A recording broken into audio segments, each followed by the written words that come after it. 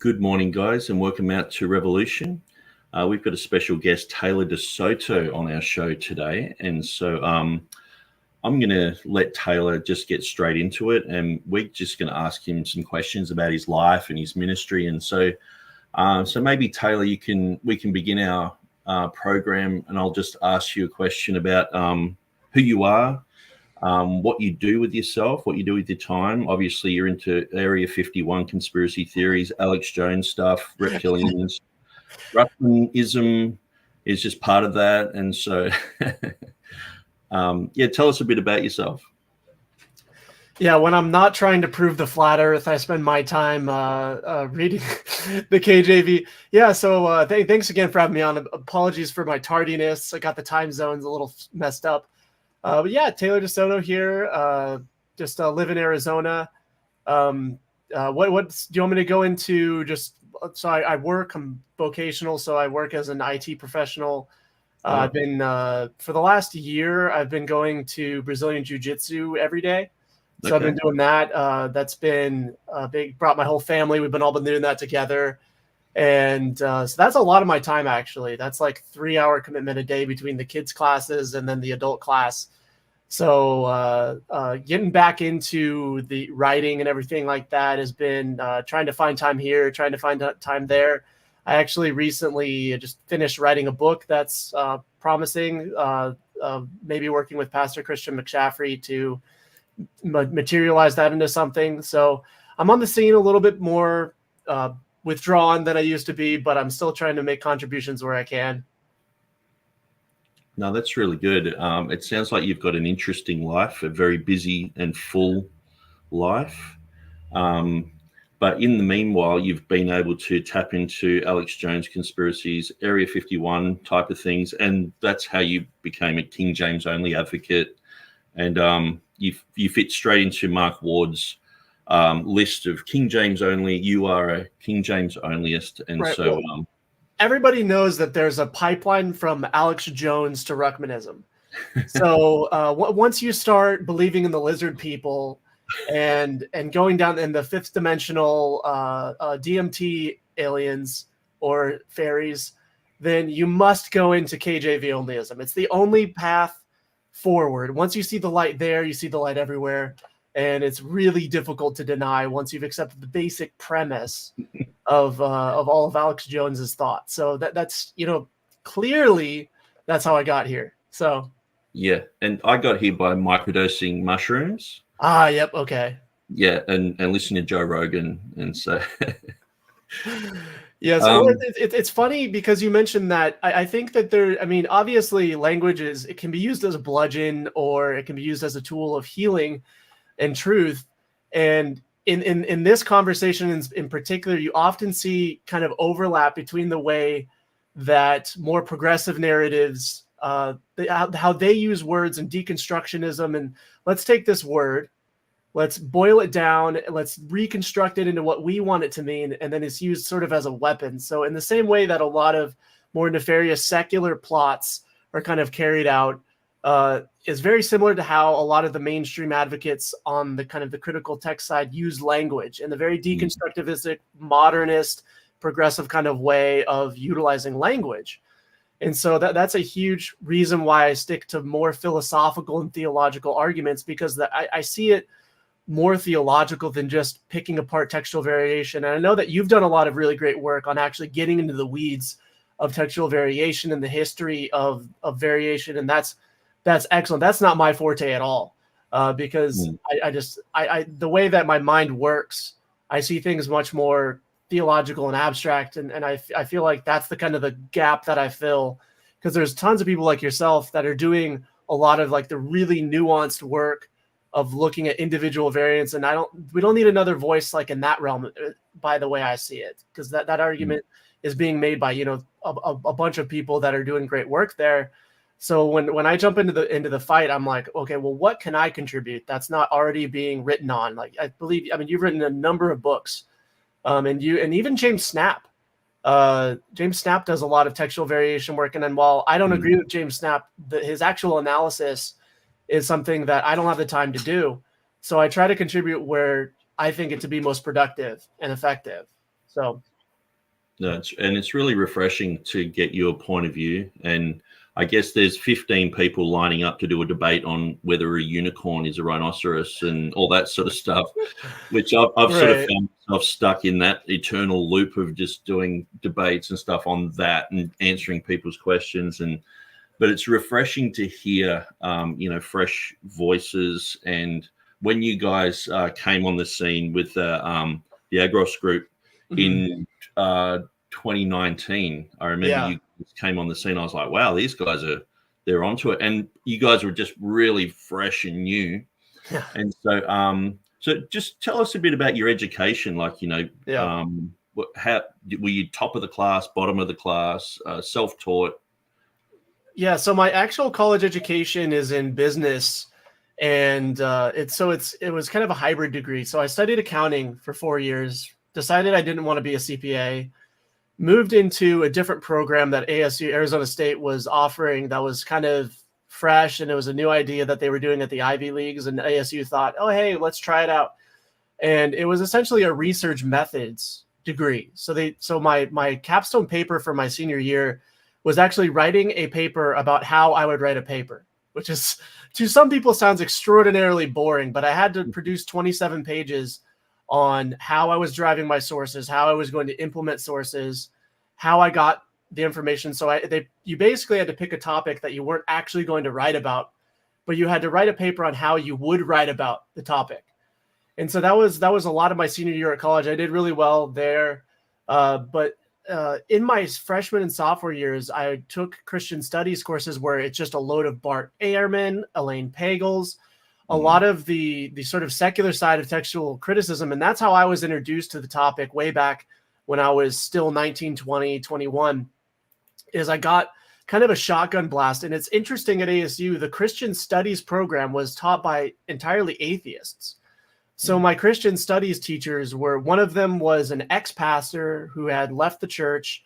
His son actually taught at Phoenix Seminary. So he had ties to Christianity, and he always loved kind of calling on me as the token Christian, because everyone in these classes, they were kind of taking these classes as sort of mandatory electives. They didn't really want to be there, or they were taking a philosophy degree and they thought that this would maybe round out their view on their philosophy degree.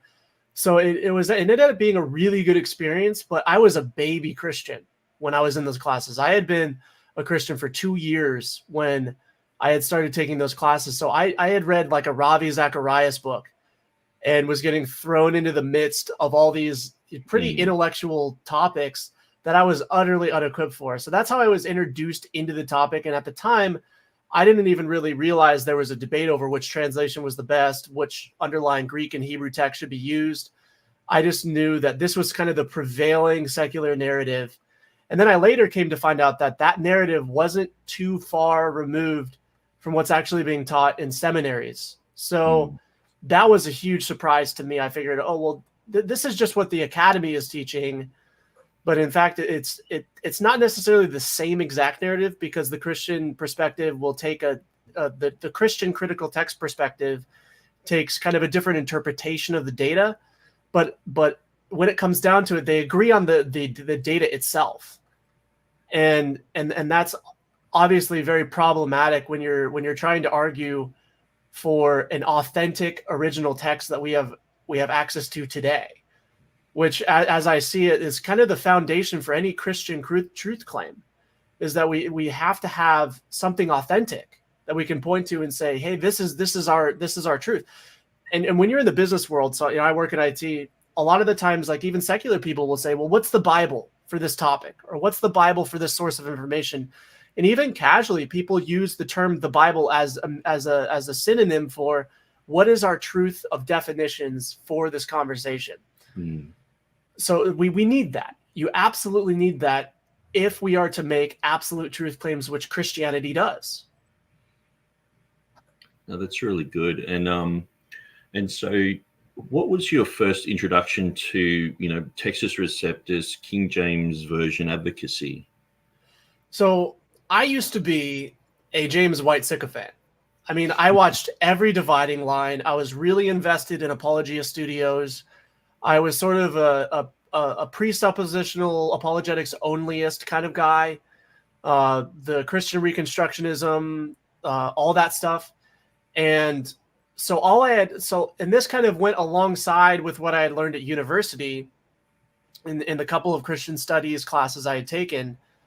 And so the first time I was really introduced to this, Pastor Danger Hansen actually came to me and was like, hey, what do you know about the longer ending of Mark? And he just called me out of the blue and hit me with this. And I remember sitting on the floor back against the closet, kind of like freaking out because I from everything that I had known, I was kind of like, well, all the evidence points to the fact that it's probably not original. And that's what I know about it. And he pointed it out and he's like, hey, there's 2 manuscripts involved in this for the most part. And that kind of broke my brain. It really didn't sit well with me to the point. And so because I had been such a follower of the dividing line, I think one of my first posts that I ever made was kind of addressing James White. And at least the first post that got me on the radar, because James White produced like 3 or 4 videos in sequence, basically trying to debunk me. Wow. And it was kind of crazy. We ended up sitting down and getting lunch with him and everything. And, but yeah, I just figured, oh, maybe he doesn't know about this stuff. Like maybe he doesn't know that there's these people out there that are not Ruckmanites that believe a far more nuanced understanding of the topic than at least I had understood from his show. And so I figured, okay, well, if I reach out in good faith and post this article in good faith, maybe we'll get a good faith dialogue in the public sphere, in the marketplace of ideas, and it'll be really good for Christians that, specifically in the Reformed kind of world. And that was not what happened, obviously, but that was my expectation. So, like, in terms of my understanding of the Textus Receptus King James topic, it was a process of autodidactism. I just was reading myself, and I ended up getting access to a lot of the Brill series books. I read Peter Gurry's work, Elijah Hixson, Jan Kranz.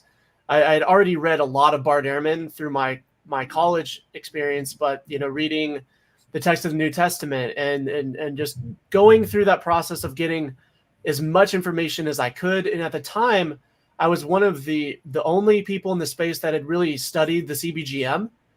And so because my background's in IT, I think I was able to understand it, I think, a lot better than the average person, because I work in computer systems. So and specifically big data computer systems at the time is what I was doing. So that was where I thought I could contribute the most. So I studied that with my professional background in computer systems and data analytics, and trying to present as clearly as possible. And that's something that I've always tried to do is you can write academically on a topic and 2% of people are going to understand what you're saying.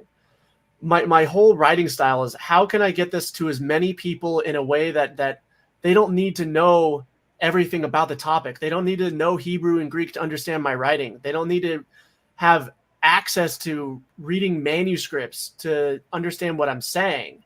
And that's always been important to me, that making the conversation as accessible as possible to anybody that wants to read it. No, that's really good. And I've got Dwayne Green in the chat here, and he said that it was Taylor DeSoto that introduced him to the confessional bibliology perspective. People are saying that they've been very influenced by you. They've read all your material.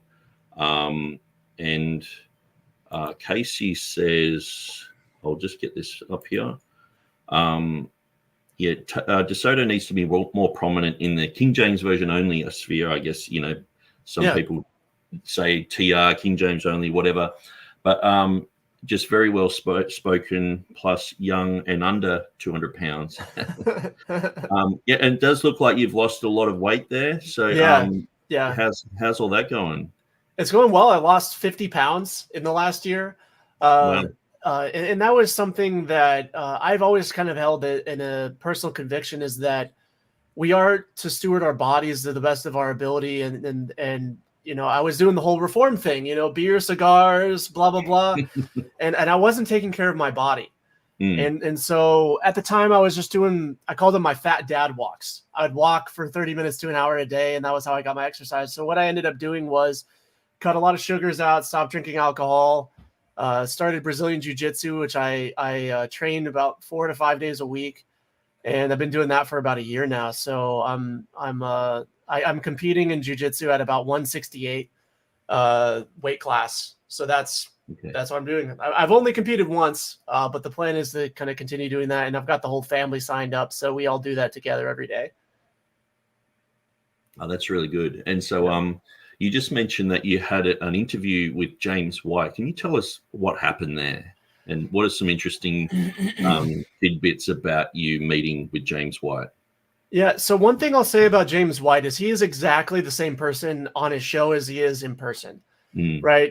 And this is actually something that I think we need more of, is kind of high testosterone energy in the Christian camp. Like very masculine, very high testosterone, where if you have a disagreement with someone, it's like, hey, I have a disagreement with you. This is why. These are the things I disagree with you on, and I don't like you because of your opinions. And I'm like, okay, that's refreshing. Like, I like that. It's kind of like the difference between if someone has a problem with you and then they come up to the side of you and sucker punch you in the side of the face. Like, I don't prefer that. But if someone says, hey, I have a problem with you, I'm going to punch you square in the nose. Are you ready for it?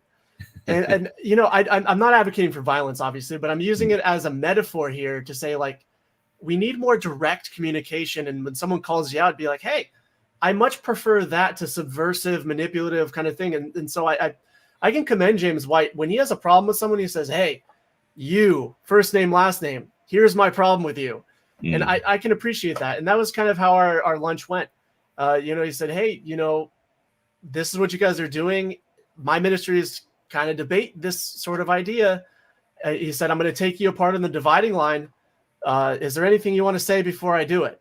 That was essentially, and I was like, you know what? I was like, I can respect that. And I basically just said, hey, you know, do what you got to do. And I think it ended up, for a lot of people, it showed sort of, this is the way the debate goes. It's not as friendly as you might want it to be. And I think that's part of the reason a lot of people take issue with guys like Mark Ward, because and in one sense, he kind of presents this very amicable, friendly front, but then the words that he's saying are very not friendly. And so that's kind of the metaphor of like getting punched, sucker punched, where James White's like, I'm going to punch you right in the teeth. Yeah. Are you ready for it? And I can respect that a lot more than someone who says, I'm going to be your friend. This is really nice. I'm being nice. And then just saying things that are clearly not in line with that kind of tone, right? It's like the difference between the substance of the words and the tone you're using. James White cares not about tone, which I really admire about him, to be honest. Mark Ward does seem to be a bit passive aggressive. He'll say very nice things about people and then turn around and say very harsh things to people, but say it very quickly. So that, you have to sort of rewind it and get exactly what he's saying. But you've written a lot of material over the years, and since we're speaking about Mark Ward's material, I might just actually bring this little thing up. You've written it's pretty much a book. Mark Ward's authorizing the use and misuse of the King James. And I mean, this goes for, how many parts is it? It's like 10 parts or something. I think it is. But can you tell us a little bit about this critique of Mark Ward's authorized book? Yeah. So when I started writing it, it was just going to be like an article or two. And then as I wrote the introductory article, I realized I could probably just take apart this whole book, because when you read his book, a lot of it is just based on anecdotes. It's like, oh, this person at my church camp, or this old pastor that I converted to being an ESV reader. And the biggest, you know, when someone's telling you a story and the only thing you can think in your head is, I'm not sure if that actually happened. That was like the feeling that I got as I read the whole book. I was just incredulous. I just continued as I read page by page. I'm like, did that even happen? And you, if you notice, and they might have all be true. Like, you know, I don't know yet one way or another, but the writing style of that book was essentially personal anecdote, and then he would build an entire premise off of an anecdote. Mm. And I didn't like that. And I wanted to show people that thought that Authorized was in some way some sort of dismantling of any sort of KJV only position. I just wanted to reveal this is not a takedown on the basis of any sort of logic. This is, I had a friend in college, or I had a friend at Bible camp, or I had a pastor that I was raised with. And throughout the whole thing, he says, as a former or recovering KJV onlyist, like this whole like appeal to, she's trying to appeal based on his credibility of like going to Bob Jones University and being in kind of maybe IFB adjacent churches, that I have credibility in this conversation. But even myself, who wasn't raised in a church and wasn't raised around religious people, I was just very incredulous as to what value his experience actually provided in making his points. And so that was the takedown. A lot of, if you read it, it was very I mean, I would say it's a very offensive review. I wasn't trying to be amenable to him. I mean, I'm pretty sure I think I even called him effeminate like 5 times in the series. So I wasn't trying to mince my words. I thought that the whole writing style was very feminine. I thought that it wasn't above board. And I just thought, this is not, if this is the argument you're making, it's not convincing to me. And so I just wanted to make it apparent that this is I think if I remember correctly, one of the main things I do is kind of highlight the way he's arguing and say, this is the argument he's making. This is the logical appeal he's making. This is why it's not a good argument. And I think that was the takedown. That was the idea. Mm-hmm. That's very good. And I shared some of these on the Textus Receptus Academy on Facebook. Yeah, thank you. I think it was about a year ago. And some of your work, because I guess with the stuff that I do, sometimes I get really busy. But just going back through some of your writings, you've written a lot of material up until about 2 years ago. And then you've had a few dribs and drabs. But recently I read on your blog that you're writing a book. And so can you give us a little bit of information about that? Yeah, so I started so there was I posted on I do this. Okay, so for everyone that's a blog follower, I am so sorry. Like I'm the worst. Like I'm the actual worst, because I get these moments where I'm like, all right, I have time to write. What do you guys want me to write on? And then I write an article, 2 articles, and then I disappear for like 3, 4, 5 months. So apologies to anyone who like really wants me to keep. Life is busy right now. I spend about 3 hours a day in the jiu-jitsu gym. So my life is pretty crazy right now. Okay. But by my design. All right. Like I've chosen this. It's not like, oh, pray for me to be less busy. I like my busyness. I think it's been really healthy for me. But that being said, with the last batch of requests that I got, I thought I started seeing, a comment here, a comment here. I'm like, okay, these are commonly reoccurring questions that deserve maybe some airtime.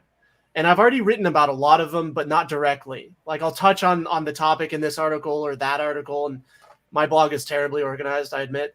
But so I just started writing, and 60,000 words later, I'm like, I think I might actually have a book here. And it took me a week to put the book together. And then I sent it off to a couple of pastors. I said, hey, gut check me on this. Is this good? Like, am I just rambling here, or is this something that people would want to read? And the idea is the tentative title is the Textus Receptus Field Guide. And it's essentially, if I have never heard of the conversation at all, what do I need to know about it? And what's the argument for the TR? And what's the argument for the KJV? And what's the argument for the critical text? So the idea behind it is I break the topic down into kind of 4 categories. Like theological is one of them, where I say this conversation is theological. It is text critical. It is practical. It is translational. Right. So I break them down into categories because, I mean, you've been having this conversation much longer than I have.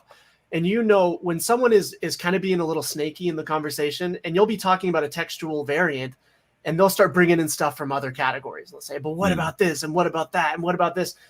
So my idea is that for someone that has no idea even how to understand the conversation, like entering the conversation for the first time, what is Vaticanus?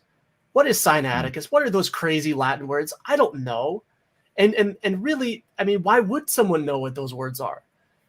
It's not reasonable to expect everyone to learn this entire dictionary of terms just to engage in a conversation about what Bible they should be reading.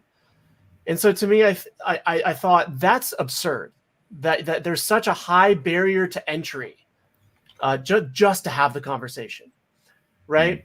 And so the idea behind the book is a shotgun blast in your face of the topic. What do the terms mean? What are the categories of the argument? What are the different arguments? And I even have my own chart, like in James White's King James only controversy. He has the 5 KJV only views, which is essentially him making the argument: if you're not reading a modern Bible, you're a KJV onlyist. Yeah. And so I kind of talk about that, and I'm like, if you're going to reduce the conversation down to that absurdly simple category distinction, you're not actually trying to have a conversation. You're not trying to win anyone over to your conversation. You're basically just saying any view but mine is wrong. And that's not going to convince anybody. That's not compelling argument for most people, at least. Yeah, it is strange. The 5 categories of James White, and I didn't even think about it for years and years. I was just sort of labeled a King James only guy. Even when I was a new King James guy, James White called me a Ruckmanite and said, I was like, oh, okay, what's that? And I sort of knew roughly, but he sort of puts even Zane Hodges into that category. Like if you're majority text even, and your grandma who's been reading the Bible her whole life, it's like they're all Ruckmanites. And so I mean that's the thing. While I do appreciate James White's bluntness and his forwardness, what I really don't, and I think someone kind of commented in the comments, kind of alluded to the fact, or didn't allude, he just said that James White's very snaky in the way he argues. And this is, I really don't, and I discovered this in his takedown of me. He was calling me a snowflake, an emotionalist. I'm like, I'm on the spectrum. Like, I'm not, like, emotions don't guide me very, very hardly. Like, and so it was weird hearing him say that. I'm like, am I really that emotional?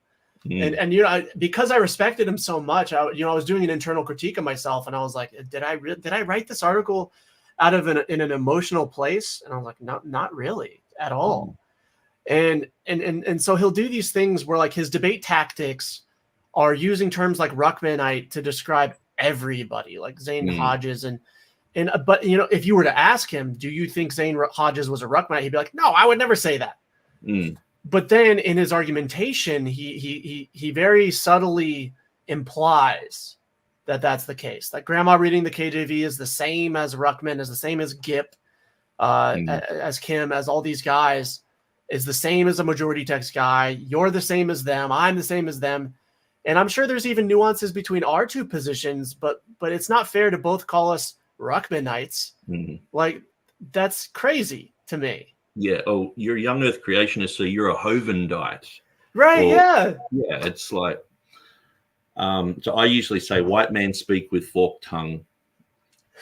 I mean, yeah, we use this. So in Greek, it's the logos, which means double tongued. And a lot, it's basically the words. It's kind of like, your tongue's going both ways like a serpent. And you're speaking out of two sides of your mouth. I really don't like that. And if I'm ever, this is why I much prefer forward communication, because I'd rather someone be offensive to me, but be speaking in one direction than someone speaking kindly to me out of both sides of their mouth. I'd much prefer to risk the offense. I'd rather risk being offended, but actually understand what someone is saying, than have no clue what someone is really saying without 15 follow-up questions or trying to dive into the nuance. And this is kind of a side note, but somewhat related. I love huge generalizations because it allows you to start big and go down to the nuance, where some people, they won't ever arrive at a point they have to only discuss nuance. And you'll find this with a lot of the textual academic types, where they will never say directly what they believe about Scripture, or they hardly do, or it's very hard to get an answer out of them, but they will discuss the nuance to death with you. You know, like, and so they're not okay with generalizations. Like, do you believe that the Bible is original, inspired, authentic, and available today? I would say yes. And they would say, well, what do you mean by authentic? What do you mean if we're talking about this? And they'd never say yes or no. And I can't appreciate that. I really don't respect that. No, that's really good. And so, so what is your official position on the text? You know, how does your position differ from other, you know, Textus Receptus, King James only? Are you a TR only, King James only, ecclesiastical text only, confessional bibliologist, Ruckmanite, Riplingerite, Gippite? You know, who is Taylor DeSoto in this list? Yeah, of course. So I would probably most closely identify with the confessional bibliology view, the confessional text view, as Pastor Riddle identifies it. But I mean, a lot of the time, there's even nuance within that, because a lot of the time people that are confessional text will be NKJV guys. And I don't see that being compatible with the confessional text necessarily. So I'm a KJV guy and a confessional text guy. So my application of the confessional text position is the King James. And so I don't read the NKJV, nor do I recommend that anyone reads the KJV. In fact, and this is part of the reason why. So I have a 6-year-old daughter who is learning, you know, has been learning to read the last 3-4 years. And I had her on the NKJV because I thought, okay, well, it's going to be too hard for her. And it was probably a month ago that she came to me and said, Dad, why do we read different Bibles? Like, I want to read a KJV. And I was like, yeah, why not? And so we go through and we go through a passage, you know, ideally several times a week. And we aren't exegeting the text. We're just learning the words. And she's totally able to track. She's totally able to learn the these and the thous and the eths and the, you know, all the different archaisms, and even the false friends, as Mark Ward loves to point out. We go through those and say, this is what the word meant when they wrote it, and it means this now, but the word is correct. It's accurately translated. You just have to know the different uses of that word between now and then. And if my 6-year-old's able to do it, then I think that a lot of people are willing to, or would be able to do it, that think they can't. And so just having a daughter who's learning how to read has changed my mind on this a lot. Because even the practical, what if the reading comprehension is too low? It's not too much to ask people to have, and depending on who you ask, 5th to 12th grade reading level to read the Bible. I don't think that's a huge ask. And so from my theological perspective, I say I'm a confessional text, but in the application of it, I'm a KJV guy. But then even when I make arguments, a lot of the confessional view is an ecclesiastical argument that the people of God or the church kept the Bible pure in all ages, you know, through God's providence. And so depending on what argument I'm making, I might be making, I mean, and this is, I think, where the critics of the position sometimes tee off on, is that they say, well, you basically sound like a KJV onlyist. Well, there's overlap in the arguments. It doesn't mean that you agree on the core of it. And even in the book, when I write about it, I make the distinction between a KJV onlyist, like even a Reformed KJV onlyist versus a confessional text or a TR guy. Like, there are subtle nuances, but if you're not willing to accept those nuances, like, how can you have a conversation with somebody where they're actually understanding your position? I think part of the problem a lot of the time is that the other side in particular doesn't want to understand the position at all. They're not willing to accept the nuance. Even if they understand the nuance, they say, no, I don't like that nuance. That's not an acceptable nuance. You're not allowed to have that nuance because I said so. And ultimately, it's just their preference. They prefer that you don't have that nuance because it doesn't allow them to call you a Ruckmanite. Yeah, and so on that issue, like, how has having a confessional bibliology position, which often gets labeled as Ruckmanism, and Mm. you get when you become a TR guy or whatever, you get the Ruckman hat and the Ripplinger Right. t-shirt, and you sort of have to wear. Everyone gives it to you, and you're like, do I have to wear this? And so you're always trying to shed it. But has that like actually hurt your ministry at all? Like, because I was thinking the other day, like Robert Truelove, like he became a bit of a lightning rod for all the received text material. And I was thinking there would be good people who would have gone, let's go to this church. And then they've Googled it and gone, hang on, he's a King James onlyist according to James White. And they've turned the car around and not gone to his church. Right. I'm sure there's been a lot of damage done to good people who just basically have he's not even like strictly King James. He's like TR. Yeah, Truelove is very moderate in terms of the position. I believe he does read the King James and uses the King James in his pulpit ministry, but in terms of his belief, he's very moderate. I think his view is very reasoned. It's very reasonable. His position, it's not extreme at all. And I'm no longer pastoring a church. Agorist ended up merging with a Reformed Presbyterian church, and so my pastoral ministry there ended. And I had actually taken a step back to minister to my family prior to that happening. But in terms of like the churches that the church that I go to now, there can be conflict. But I mean, I don't bring it up. If someone asks me what Bible I'm using, I say King James. And you get the comment, the snicker, like, oh, blah, blah, blah, blah. But, you have to, if you're going to go to a critical text church, you have to be willing to kind of take the heat a little bit. And one of the biggest problems that I think exists is the amount of ignorance on the topic, where people think that reading a King James somehow makes you a cultist or a Ruckmanite or something nasty and bad.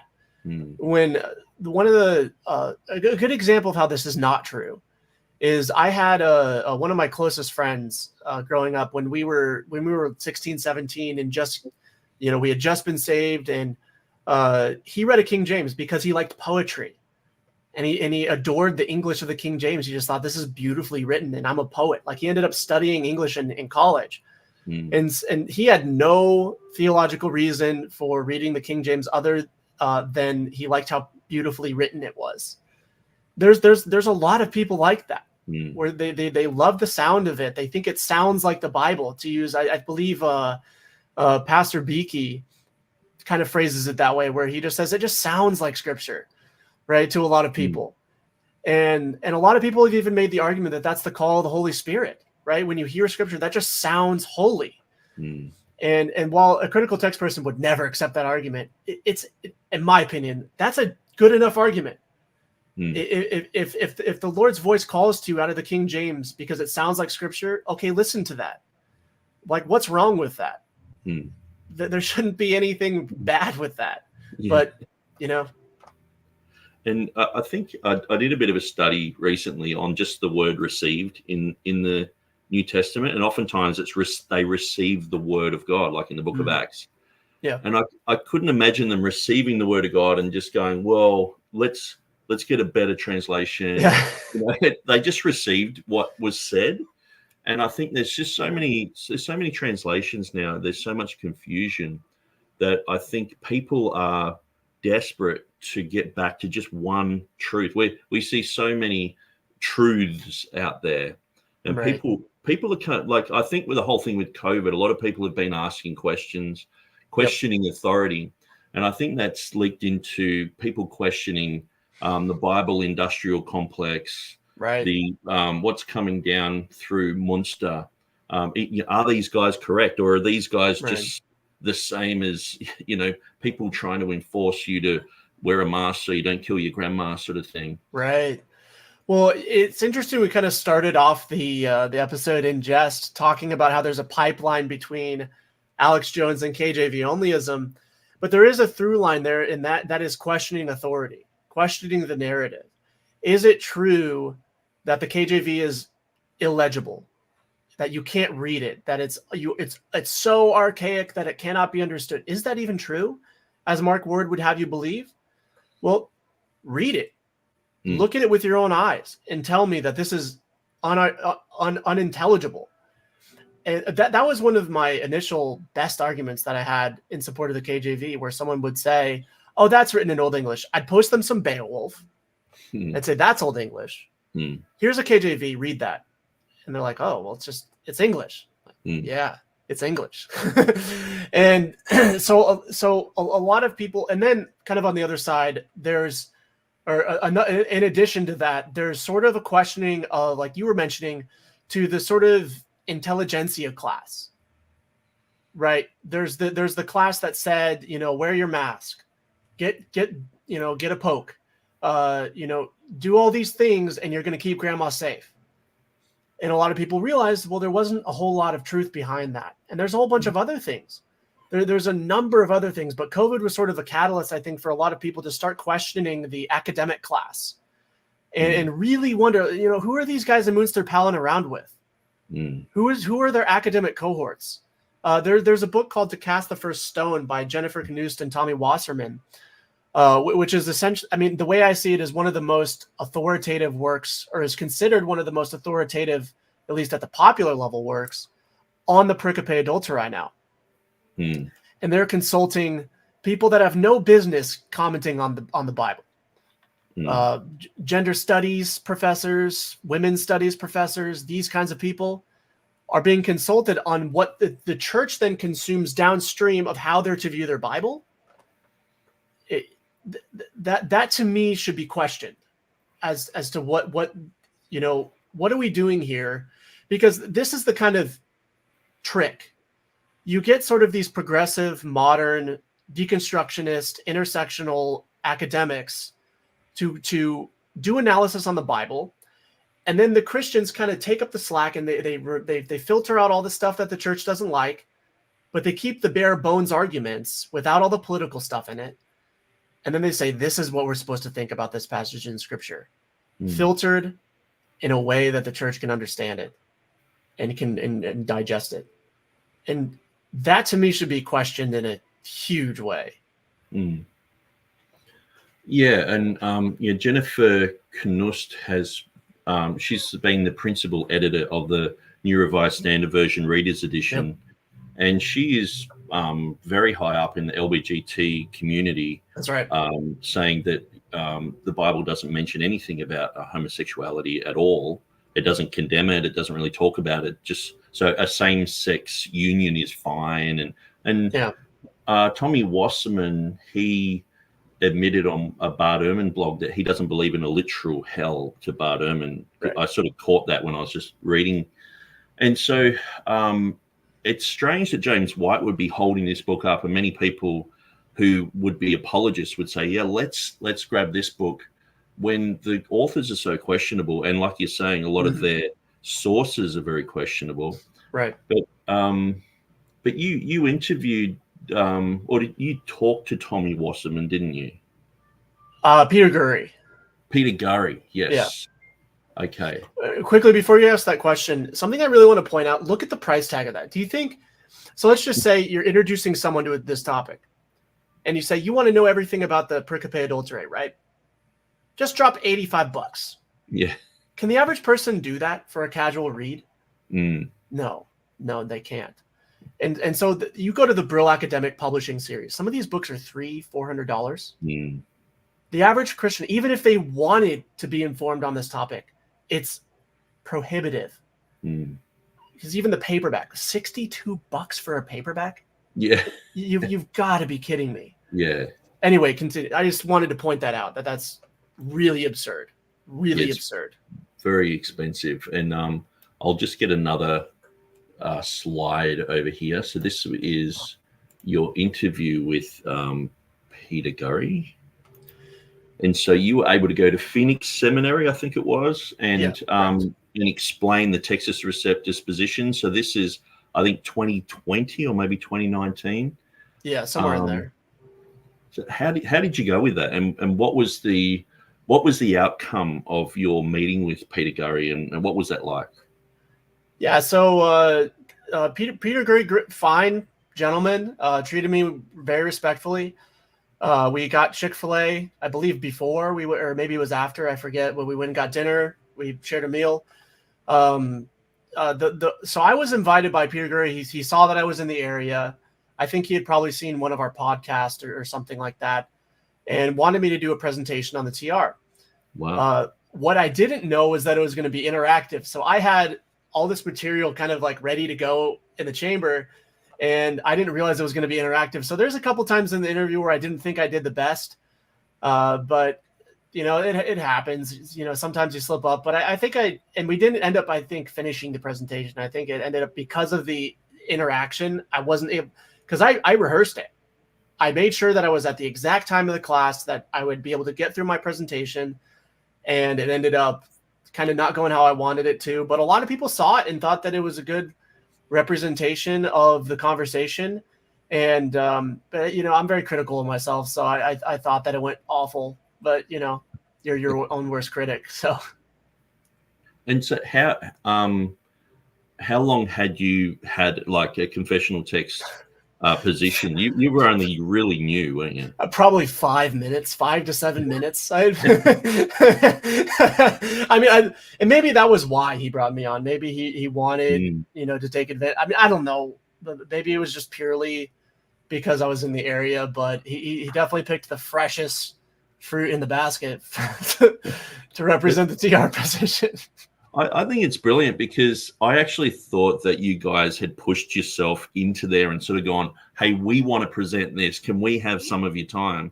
But to know that he invited you on, I didn't realize that. That's really cool.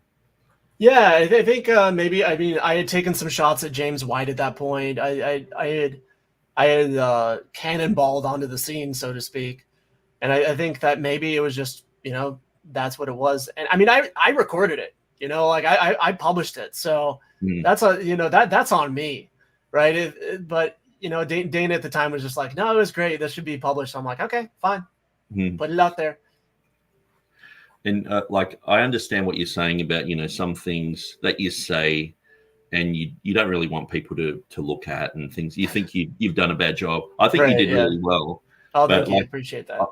I was lucky to be before the whole YouTube sensation and Facebook. I was trying to work all this stuff out beforehand, and I wasn't like public and live in front of people, and so I've had a lot of years to nuance my position and to watch my P's and Q's. But it was really refreshing to see you and Dane just come on the scene and just be like sort of making mistakes, but we're like, oh, they'll get that, and I'd be sending you little links on the side and thank you for doing that, by the way. That's super helpful.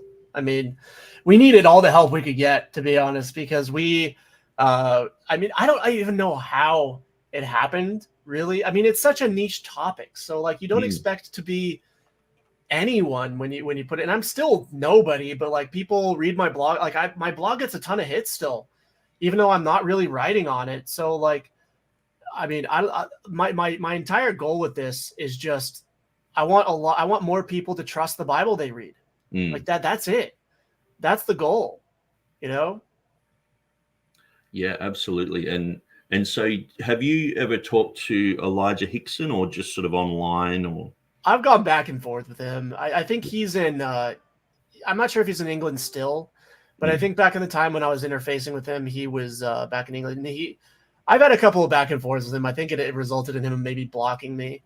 But yeah, I've read his book on the purple manuscripts. Yeah.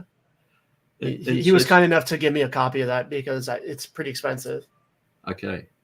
Yeah. Speaking of books, I was just looking at your most recent blog post, and you were saying that you've acquired some really good, rare sort of, or expensive books that most Christians wouldn't really be able to afford. Right. And so, what are your thoughts about that, and what sort of books have you gotten your hands on? So Dr. Peter Gurry's dissertation on the CBGM, I have access to that. Or Beyond What Is Written. So if you look up the price tag on that, that is a really, really great commentary from the Textual Academy on Erasmus and Beza specifically, and and their perspective on the manuscripts they use, their methodology. I mean, James White presented it as sort of a takedown of the TR, but it's not. It's not at all. In fact, it supports a lot of the arguments that I make, because Kranz is very critical of particularly Beza. He was like, look at this silly man using theological arguments for the Bible. Like, what a jokester, like that's the kind of impression you get. And so I think if every Christian could read it, it'd be fantastic. But when I got it, I think the book was like almost $500. I think the price has gone down. And then Dr. Peter Gurry's, so he wrote with Wasserman a small book on the CBGM. I forget what's it called? A New Approach to Textual Criticism. And that's very accessible, but it's derivative from his PhD. And that is really, really good because he goes into a lot more detail, and I have access to that. He was kind enough to let me look at that. And so, yeah, I have a lot of the Brill Academic Series books, which are just, over $1,000 worth of books.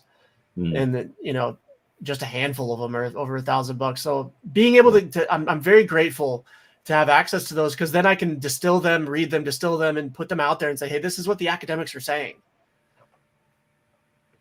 Oh, that's really good. And so, I was very interested in your original language learning program that you picked up. I guess it was about 4 years ago.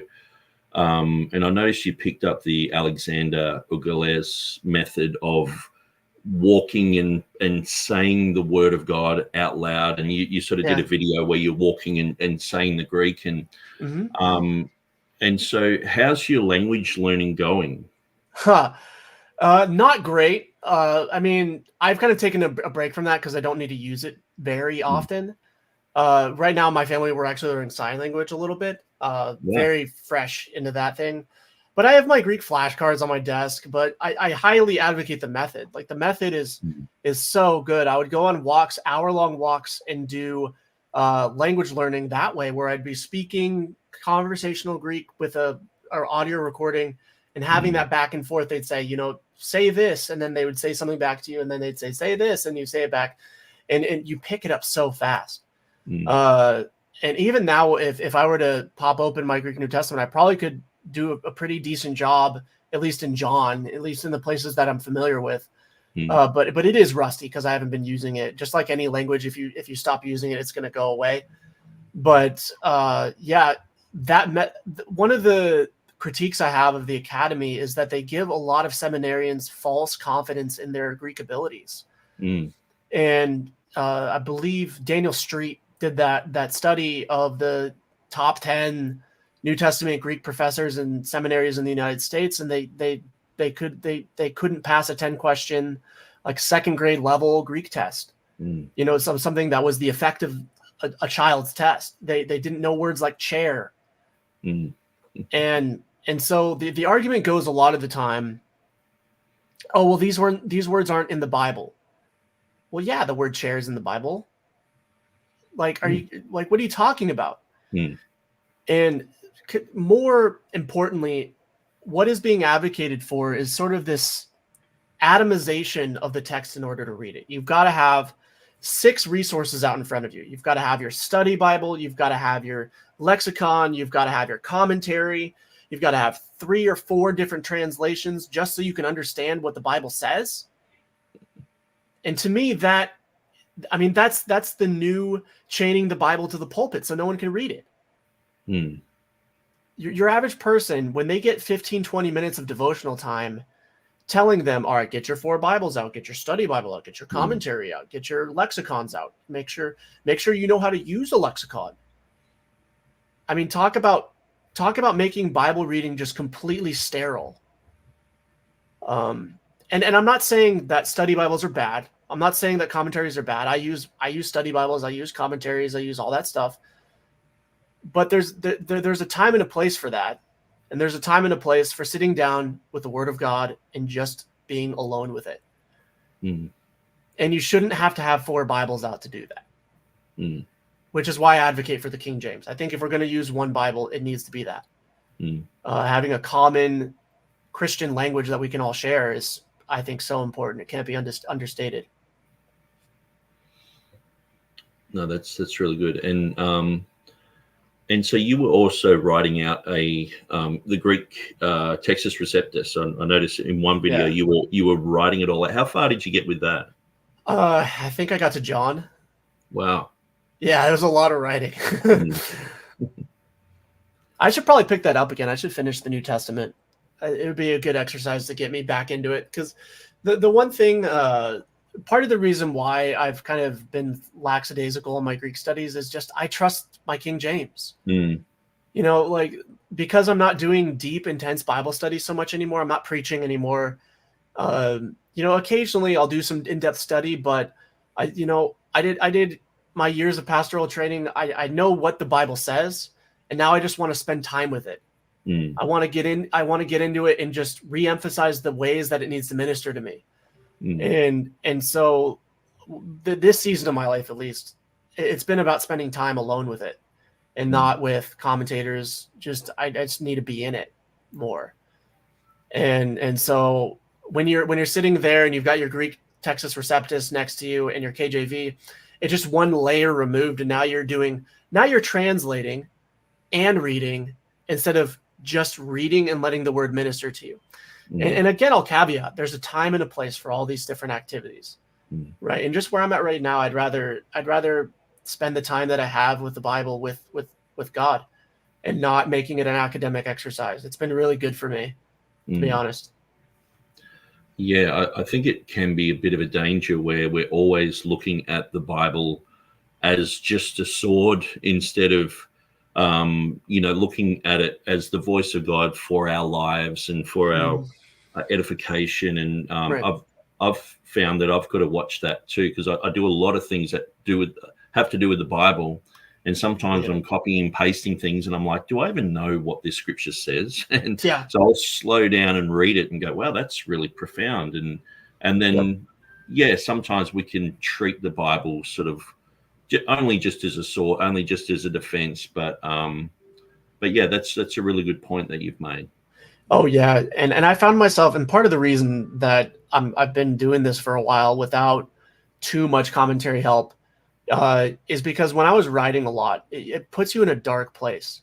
When the only time you're opening the Bible is to look at that textual variant, it's really dark, because there's a certain part of you that's reading these works of men who say this doesn't belong in your Bible, and this wasn't original, and we're questioning this verse, the directionality of that verse, and it's not a good place for your faith to be constantly in that space.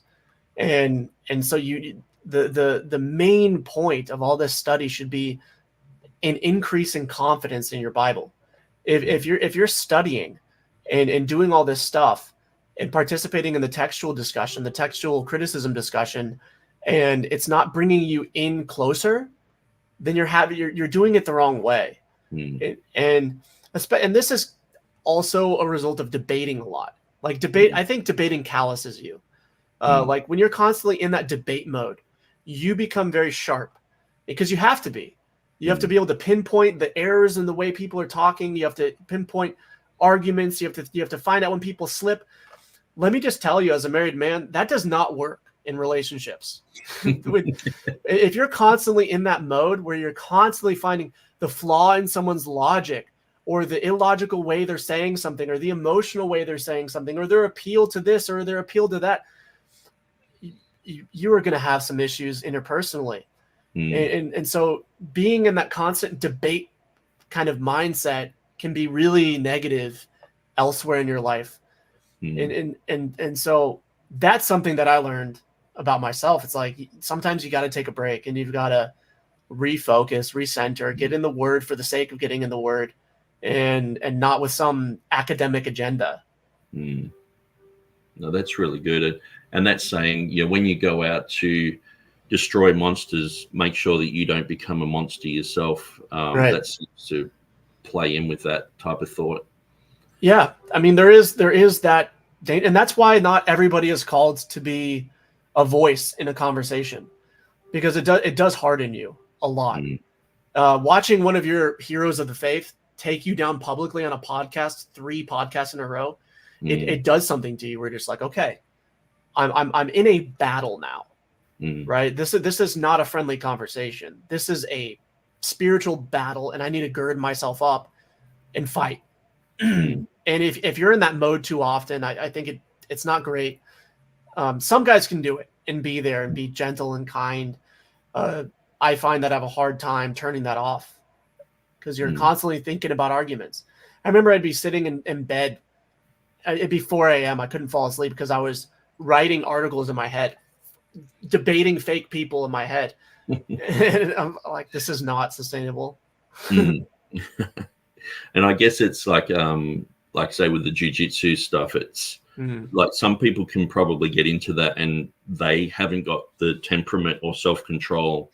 And so they could get into situations where they're throwing themselves, into a fight where they didn't really need to get into, or they're always looking over their shoulder thinking, I could throw this guy across the counter. And but having that type of separation where you're around children, you're around your wife, you're around your family, you're around people who aren't a threat.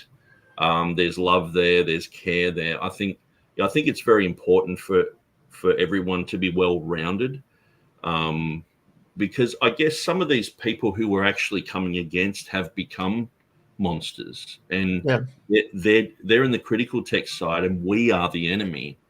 And they've become monsters in coming against people like you and me, or Ruckman, or whoever they're coming against. And some people can become toxic. Yeah. I mean, it's hard to believe that like myself, I could do that, but anybody can. It's kind of like being in fight or flight mode for too long. Right. And there's like some physiological stuff that happens when you're in fight or flight mode. Your cortisol levels spike, like you get really stressed out about everything, even if you're not doing the thing that's stressing you out.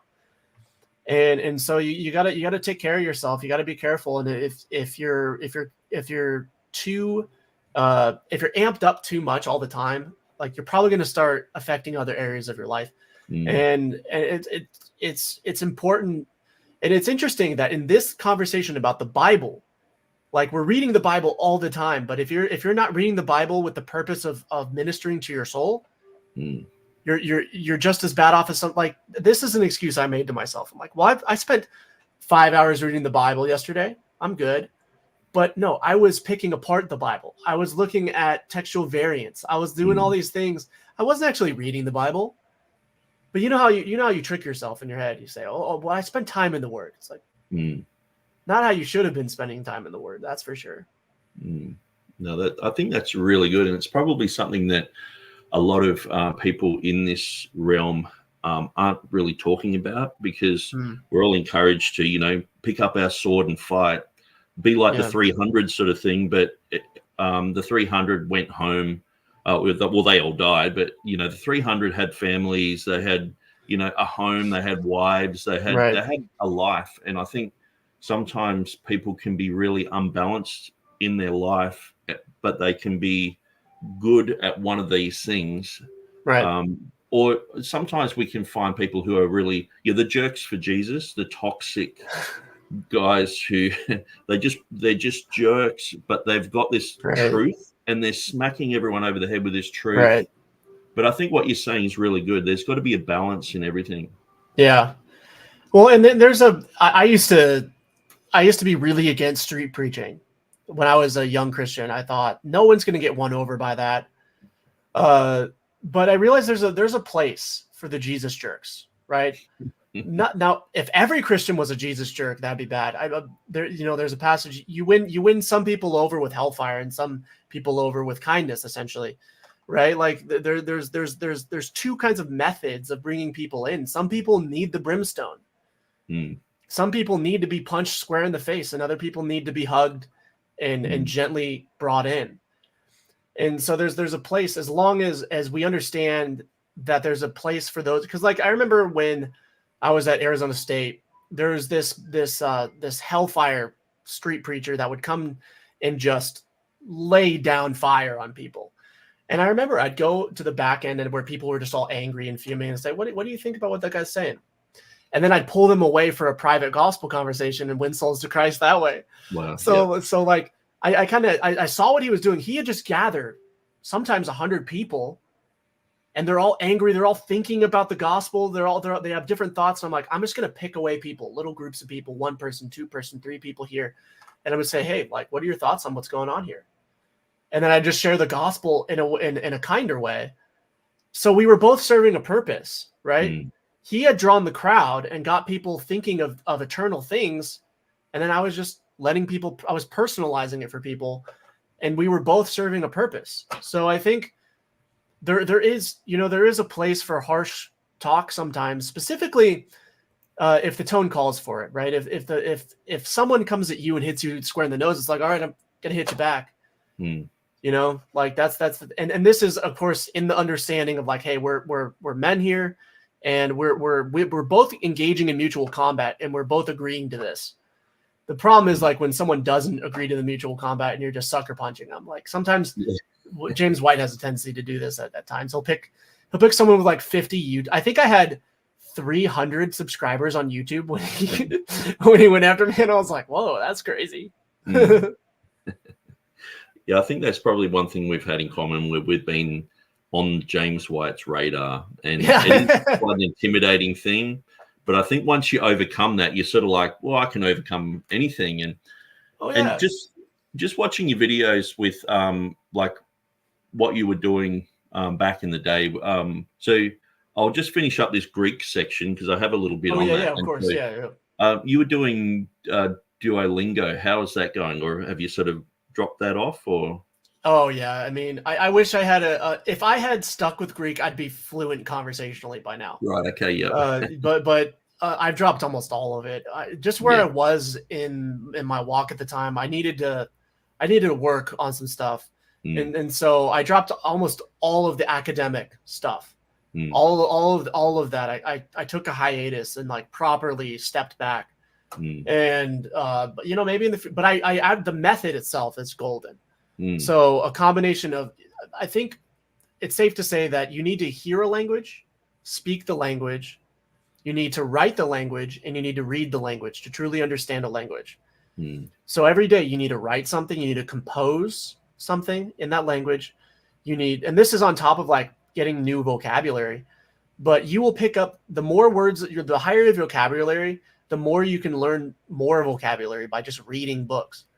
And that's how we teach kids how to understand language. They start picking up words. We don't sit there with a 2-year-old and tell them and like, you know, give them flashcards for vocabulary. We just talk to them and they start picking up the language. I mean, of course they get to an age where they say, what's that? And you say, oh, that's a car. They say, oh, car.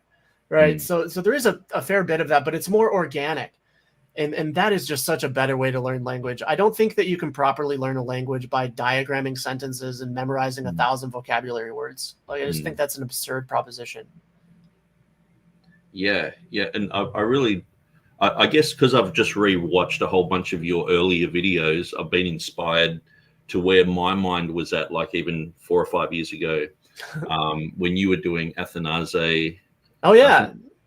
Yeah, that was, and what you were doing was sort of like you'd pick the best method, and like you're saying, if you ran with it, you'd be absolutely fluent by now. Yeah, maybe I should, because it's such a burn. Like when you're in these conversations and like James White says like a Greek word wrong, and you can just start speaking to him in Greek. It's such like an own, like but then I realized that's why I was learning Greek.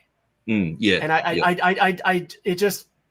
it was kind of icky. You know, and part of the reason I took a step back was like, I just want to be able to speak fluent Greek to some like critical text moron and just own them. And it just wasn't in the right place. It wasn't in the good spot. So no, and I really appreciate your honesty with all that. It's so good. And one thing that I noticed, it's like your mentality that you had when you were jumping into the Greek was sort of like, if you just put in enough time and effort, you will become good. It's like your mentality wasn't like, oh, I can't do this, I can't speak a language, or you just had this thing about you where you're like, well, pretty much whatever I put my mind to, if I put enough hours in, I'll become proficient at that. And I really liked that mentality. It was really good.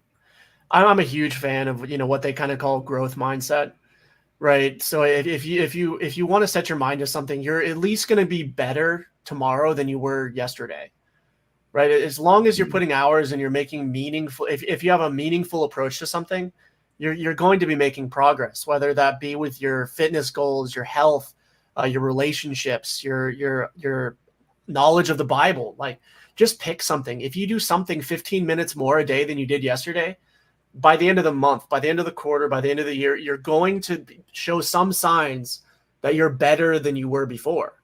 So if your goal is like, hey, I want to memorize 10 verses this year.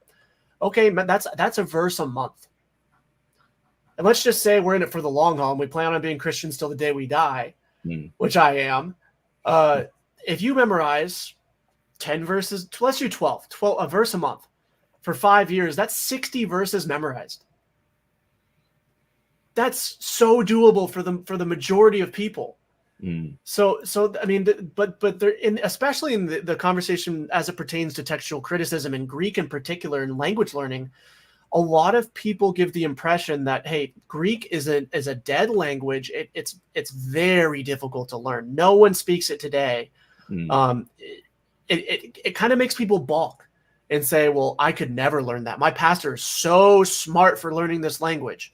I have to trust him on everything he says. And you should trust your pastor, right? There's a reason you're in the congregation. But if the reason that you're trusting your pastor to speak, or your pastor, is because he's dropping a Greek word in a sermon and that makes him smart, and that's kind of a side note. I really dislike when pastors drop Greek in a sermon to sound smart. Like they'll say this is agape. It means to love. Wow. Good job there, pastor. Like, and they'll do that all the time.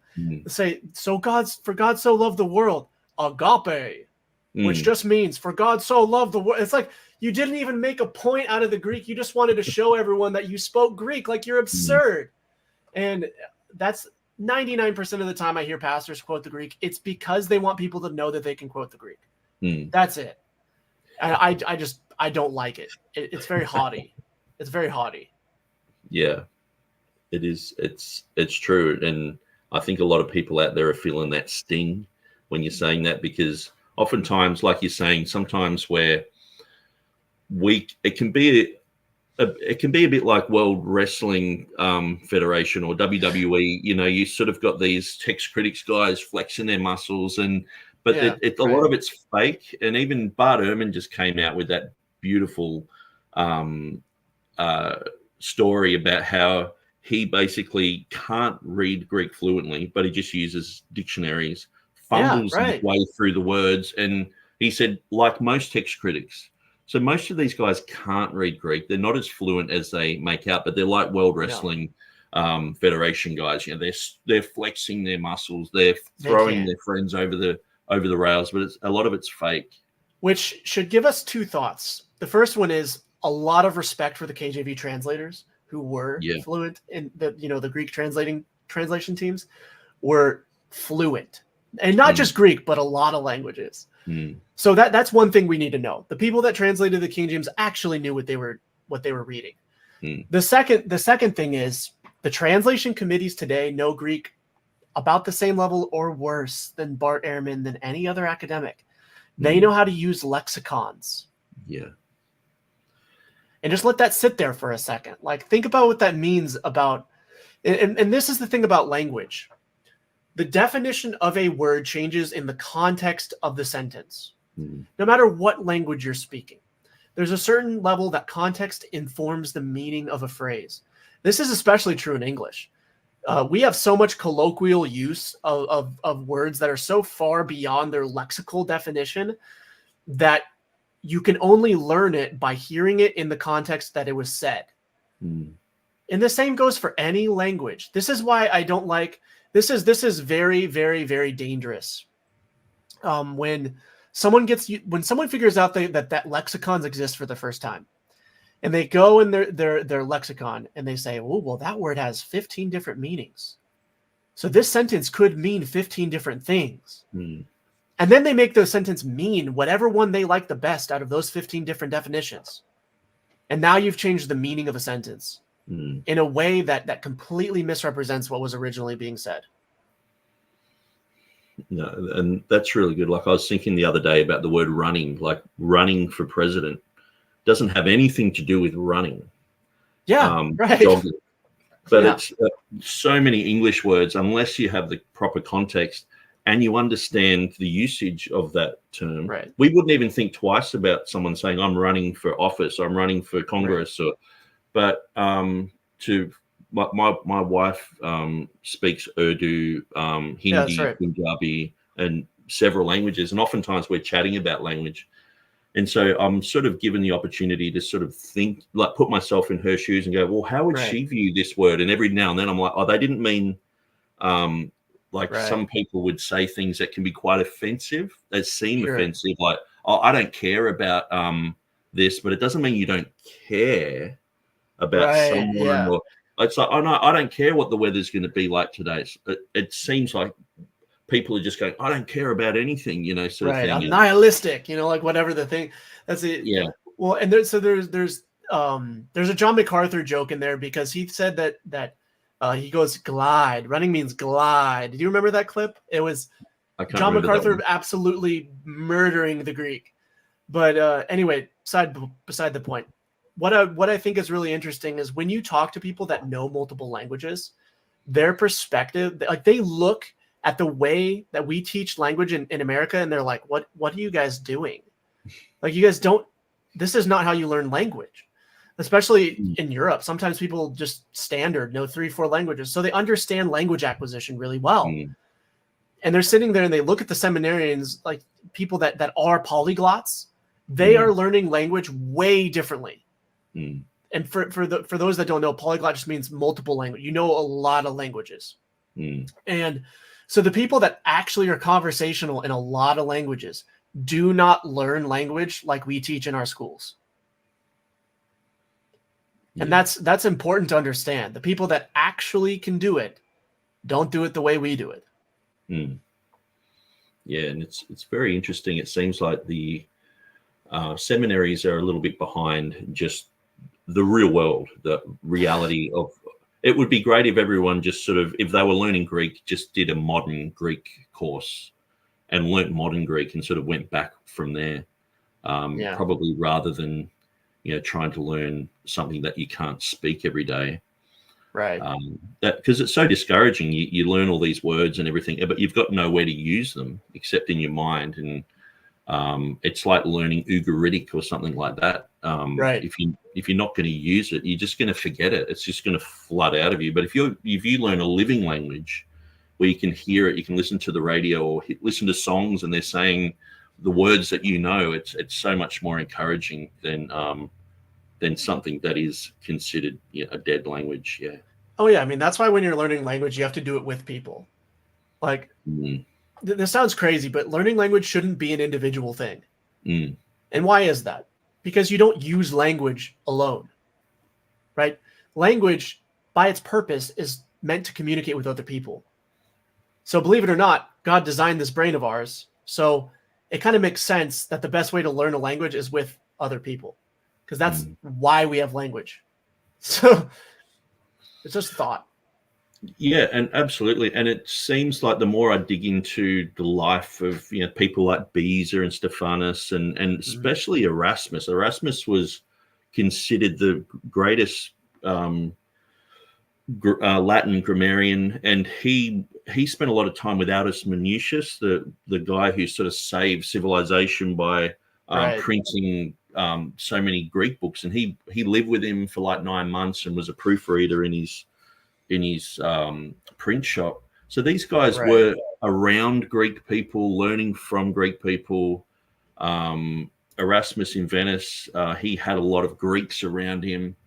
And so it seems like what the Academy is doing today, we're just having a lexicon, like you're saying, and a few books open, getting Logos Bible software for, getting a small home loan out to get that program.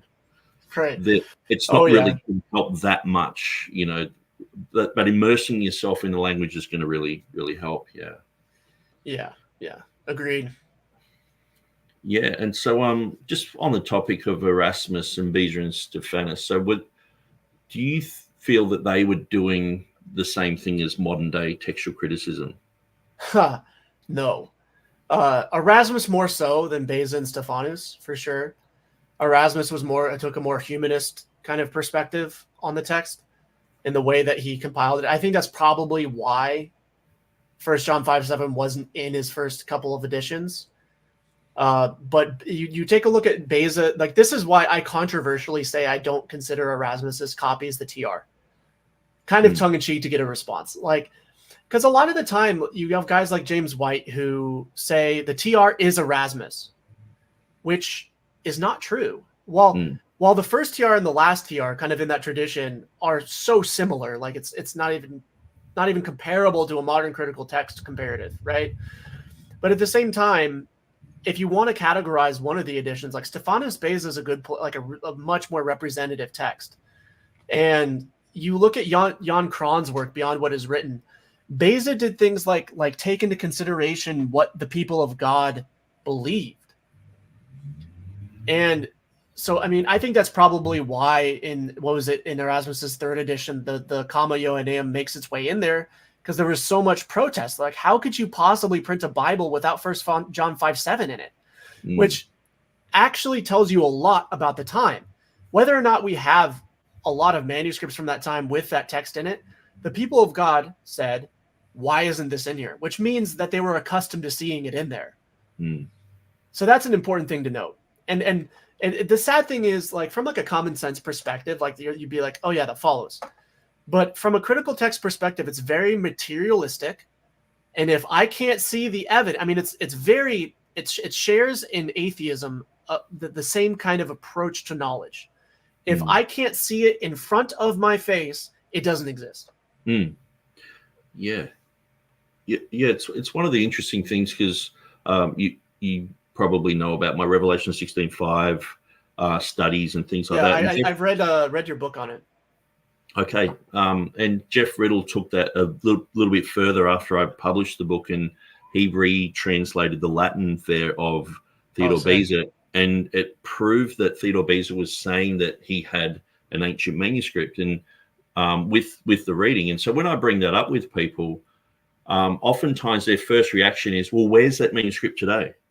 And I'm like, well, it's lost in time. And they're like, so it doesn't exist. I'm like, well, so are you saying Beza's a liar? And even Jan Kranz basically said, well, he did say he had an ancient manuscript with this reading, but he tricked himself and he doesn't have it. Oh, it's so absurd. It's so, they all make that argument. James White makes that argument that Beza was just confused, or he made a mistake, or he contradicted himself. Like, this is in the King James only controversy. He writes this. But I mean, it's so let me, for people that are familiar with my material, they'll know this argument already, but I love making it. So when someone says that we have more data now, right? So we can trust what we have now. I like to point out that we are from 400 years removed from the last time a handwritten manuscript was produced. And you're trying to tell me we have more of them now than when they were actually using them and creating copies of them. And then, in fact, when you read Dan Wallace's book in the last 10 years, or in the Gurry and Hixson's book with Wallace forward, we have lost like 50 manuscripts in the last 10 years. They just gone. Wow.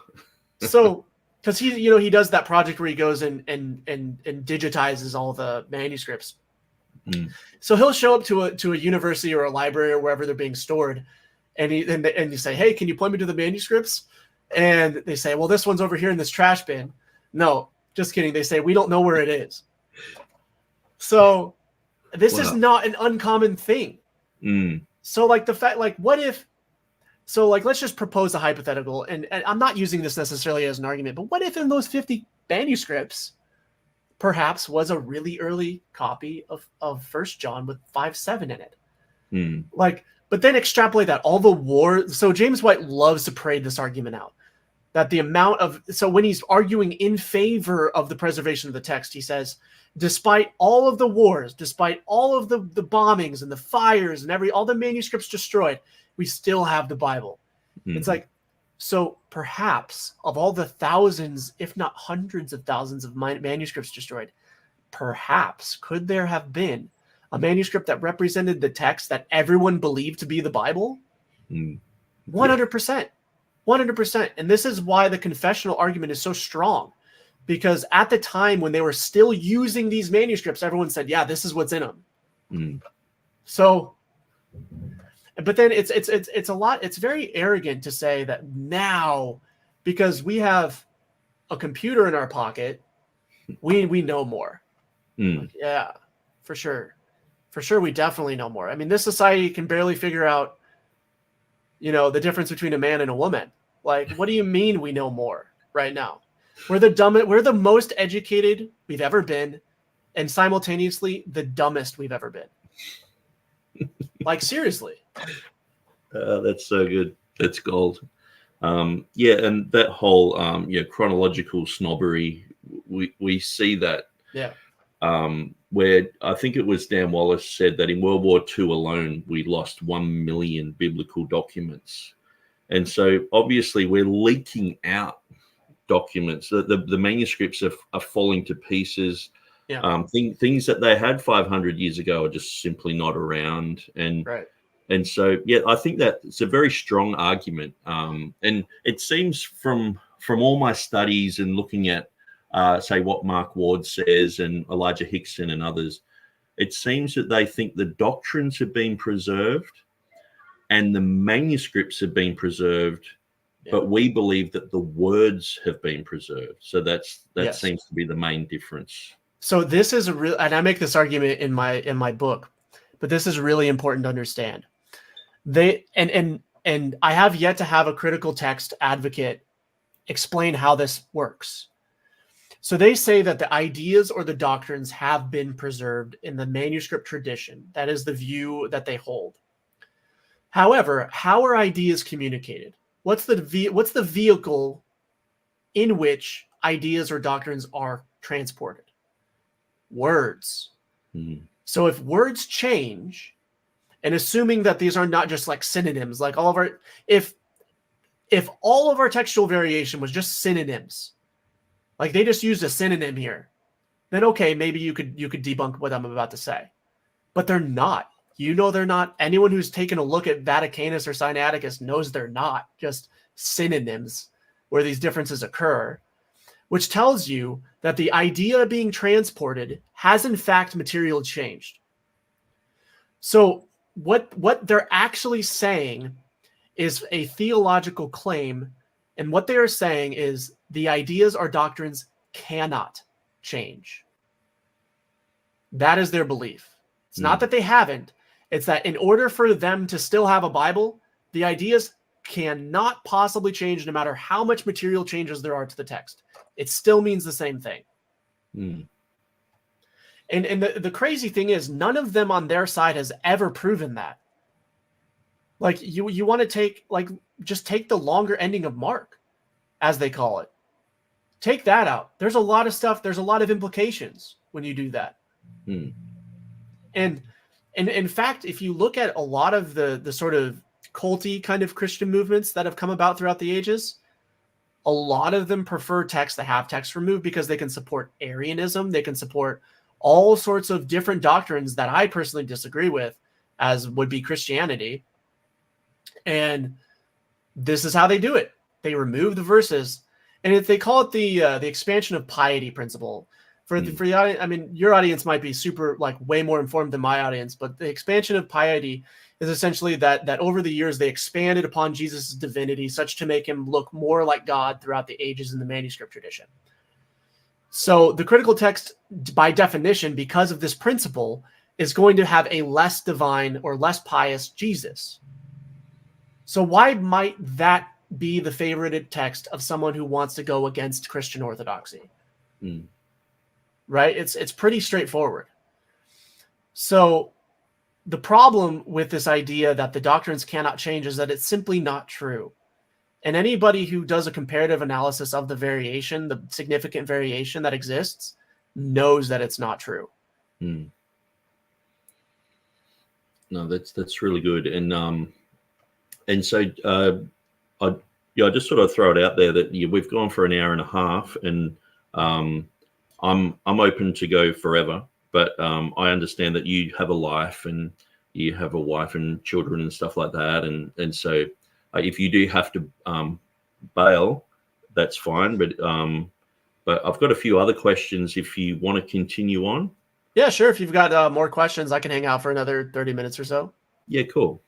And so I wanted to talk about the anecdotes of Erasmus. It just seems like if someone doesn't agree with the Textus Receptus position, they sort of make up a story. Like I just said about Theodore Beza, he said he had a manuscript, which in the critical text mind means if we don't have it today, he didn't have a manuscript and he's probably lied about it or had a Joe Biden moment and he's forgotten what he said, slipped on the banana peel sort of thing.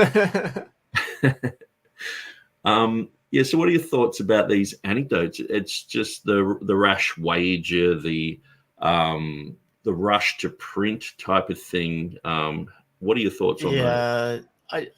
It's just critical text storytelling. I mean, that's all it is. I think Pastor Riddle has done a really good job debunking these anecdotes on the Word magazine. There's nothing real about them. And when you actually I think on one of these anecdotes in James White's book, there's no footnote. Like he has a footnote, like an asterisk to go down to the footnote, and it just says a phrase in Latin. It's like, where did that come from? That's not properly footnoted in the 5th edition or whatever of your book.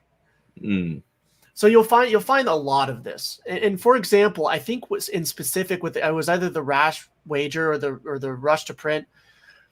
The article by De Young that White quotes in his book, you actually read it and he's not saying what James White says he's saying. So the actual primary source that James White appeals to for one of these myths, these anecdotes, the primary source disagrees with what James White is saying about the anecdote itself, which is insane to me. But again, in order to have access to these kinds of materials, sometimes you got to drop $300 on a book. So how are you gonna fact check it? Yeah. And so I just want to talk a bit about what your niche topics are, because you've got a lot of material out there. Yeah. And I've gone down a few rabbit trails, and I'm sort of known for being the Easter guy or the Revelation 16:5 guy. Right. Probably more recently, the 1 John 5:7 with the information from Georgios Babiniotis, the leading world expert on the Greek language. He weighed in on that. And unicorns, of course, But, so what are your pet projects? Like what are you, I guess, known for, but what do you really love to dive into? Oh, I just love being a resident in Mark Ward's brain. That's my favorite pet project. No, I would say my favorite things to talk about are inerrancy and why it's not a real doctrine. It doesn't actually say anything about the state of the Bible at all. So inerrancy is a big one. I like to talk about the why it's necessary to have a preserved and available text. So a lot of people will say, well, the Bible has been perfectly preserved, but we don't have it, right? That's James White's argument, right? Well, it's somewhere in the manuscript tradition. Okay, what does that mean? So actually having access is a huge component of the doctrine of Scripture. If you could have a perfect doctrine of Scripture, you say all the right things. The Bible's inerrant, the Word of God. We need to use it for salvation, faith, life, practice, all this stuff. But if at the end of that doctrinal statement you say, but we don't have it, you don't have a doctrine of Scripture. That's not a real doctrine. It would be it's like if someone said, I believe in the death, resurrection of Jesus Christ for my salvation. If it happened, what are you talking about, bro? What are you actually talking? You would look at that person and say, what do you mean by that? Yeah. You would look at someone and say, what is it that you're saying right now? Because you kind of just made it sound like you didn't believe that Jesus died, was buried, and resurrected. Like that's what it sounded like you just said. But they do this in there. So I like pointing that. And then the third one of my hobby horses is pointing out like stupid arguments, like bad argument structure. I love doing that and just pointing out, because that was like James White's whole thing, is like inconsistency and all this stuff. So it brought me no greater pleasure than to call James White inconsistent to his face, which was fun. Wow. And so just on that whole concept of inerrancy, it seems like the Chicago statement, I think it's in 1975 or something like that. Yeah. They sort of have reinterpreted some words, and I think it goes back to Warfield. Yeah. Do you know much about that? And can you sort of explain that in simple terms to us? Yeah. So A. Hodge and B.B. Warfield at Princeton, so this is like, I think, pre-Battle for the Bible kind of time, where basically what's going on is that the academy is now starting to favor the what we now know as like the critical text, what we call the critical text. Back then, just the underpinnings of the RSV or whatever, right? So previous to that point, the confession said that the Bible had remained pure in all ages, had been kept pure in all ages, which means that in every single era of the church, the church had the Bible in its original form, whether it doesn't matter what language it was in, it was preserved through the transmission process, right? And we have those original manuscripts. We believe in the confessional side of the world that those manuscripts were transmitted all the way up to the point of the printing press and then proliferated. And ultimately in the translation of the KJV, we see it massively adopt the Dutch Statenvertaling, the Reina Valera in Spanish.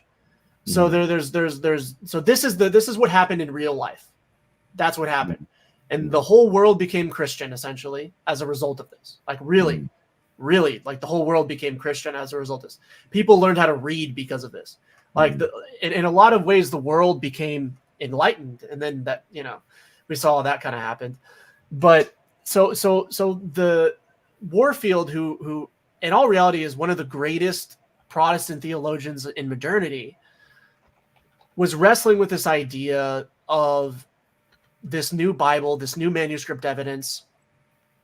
And I think and this is Garnett Howard Milne's I believe it's called Kept Pure in All Ages, documents this really well. So pick up that book if you want to read in detail what happened. But essentially they needed to reinterpret the Kept Pure in All Ages. And the way they do this, a little bit of my interpretation, is through the Chicago Statement on Biblical Inerrancy. And so instead of saying, because in all ages would mean today, right? Yeah. Well, they had discovered that, we were still kind of figuring it. And to Warfield's credit, I genuinely think he thought that by the end of his lifetime, they would have gotten the original through this new method of textual criticism. I think that was his intention. He said, okay, there's just a little tinkering that has to go on. We basically have it, and we're going to be done by the time I die. I genuinely think that was what he was thinking. And so what the Chicago Statement does is it connects our ability to prove the original with textual criticism, the method of textual criticism, and ties our ability to have a Bible to that. So the Bible is as inerrant as we can prove it to be. Now, the problem is, as we get more tools like the CBGM, as Peter Gurry just very clearly states, the scholars have become more skeptical that we can reproduce the original, to the point where they're not even saying they're producing the original. They call it the Ausgang text, which is the initial text, which is, in common man's terms, the furthest we can go back text with the manuscripts we're using. So inerrancy is as good as that. And that's the problem. No, that's very good. Very good. And so just back on Peter Gurry, I suppose back in the day you watched the bombardment with Jeff Riddle. He was talking to Peter Gurry and James Snap on Josh Gibbs' program, and they sort of ganged up on him, and we were talking about the kept pure definition, and Yeah. it seems like James Snap seems to be sort of anti-confessional in his denomination. Yeah, I And think Peter he's Gurry, Churches of Christ, I believe. yes, Yeah, yeah. and Peter Gurry, he had his whole critical text motivation for sort of attacking that kept pure Right. concept, and I felt that they kept redefining what Jeff Riddle was saying. So Jeff Riddle had a really nuanced position, but they just kept misrepresenting that position. And so do you find that with yourself, with the concept of being kept pure, like you're a confessional bibliologist? Yeah. What's, like, you sort of explained a bit of the nuance there. Can you elaborate a little bit more on that and talk about the confession? Yeah, of course. So I mean, it's a really easy part to attack, right? Because what does pure mean? If you pull up a dictionary, it's going to mean like perfect and untainted, that kind of thing, unmixed. Which if you understand the transmission history, it didn't come down in like a book in the Ark of the Covenant throughout all the ages or something like that, right? Like, it was a messy process. So the word pure is a theological word there. It's talking about uncorrupted would be the opposite of pure, or corrupted would be the opposite of pure. So effectively what this word means is uncorrupted. And so if you look, there's a difference between textual variation and corruption, right? So textual variation says that in these, let's just use two manuscripts side by side, there's two different words, but we know which one is going to be the original because of the context, because of this, because of that. There's a variation there, but it doesn't really matter. A corruption is where you look at two manuscripts, and in both manuscripts, the word's just missing. And there's no way to rectify that. That's a corruption. So by saying that the word has been kept pure in all ages means that there were no corruptions such that the original could not be derived in every age that it was transmitted. Okay. That's the theological language that's being used there. And what usually will happen is someone will do what I call syllable catching. Turretin uses this word, syllable catching, where you just grab one word and you're going to nuance the crap out of it so that it means something different. And because it means something different to me, what you're saying is now not true. And I don't. That's really good. That's good. And so with the CBGM, you're working in IT. You've read Peter Gurry's material on the CBGM. Are you really looking forward to 2030 or 2032 when they bring out the actual Bible? Actually, yes. Because the second they actually put that thing in front of the average person, their whole project falls apart. Like, I don't know if have you looked at the ECM, like the stuff that they put out so far? I haven't studied it in depth or anything like that. So they're talking about, and I don't know if they might have already done this by now, but they're talking about putting the variation side by side in the text. So, oh wow. So, and I'm not sure if they've actually done this, or maybe somebody with a little bit of wisdom over there at the editing committee is like, hey, maybe we shouldn't do that. They're gonna catch us. They're gonna find us out, and they're gonna take our money away. But if this happens to make it into like the NA32 or whatever, and you're opening up the Bible and a verse that's never been contested by anybody has like two lines, and you just say pick your adventure, I think there could be problems for the Bible complex. Because seminary students are going to get in with that. And guess what? The average seminary professor is not equipped to handle that kind of level of nuance. They're not going to know what to do. They're not trained for it.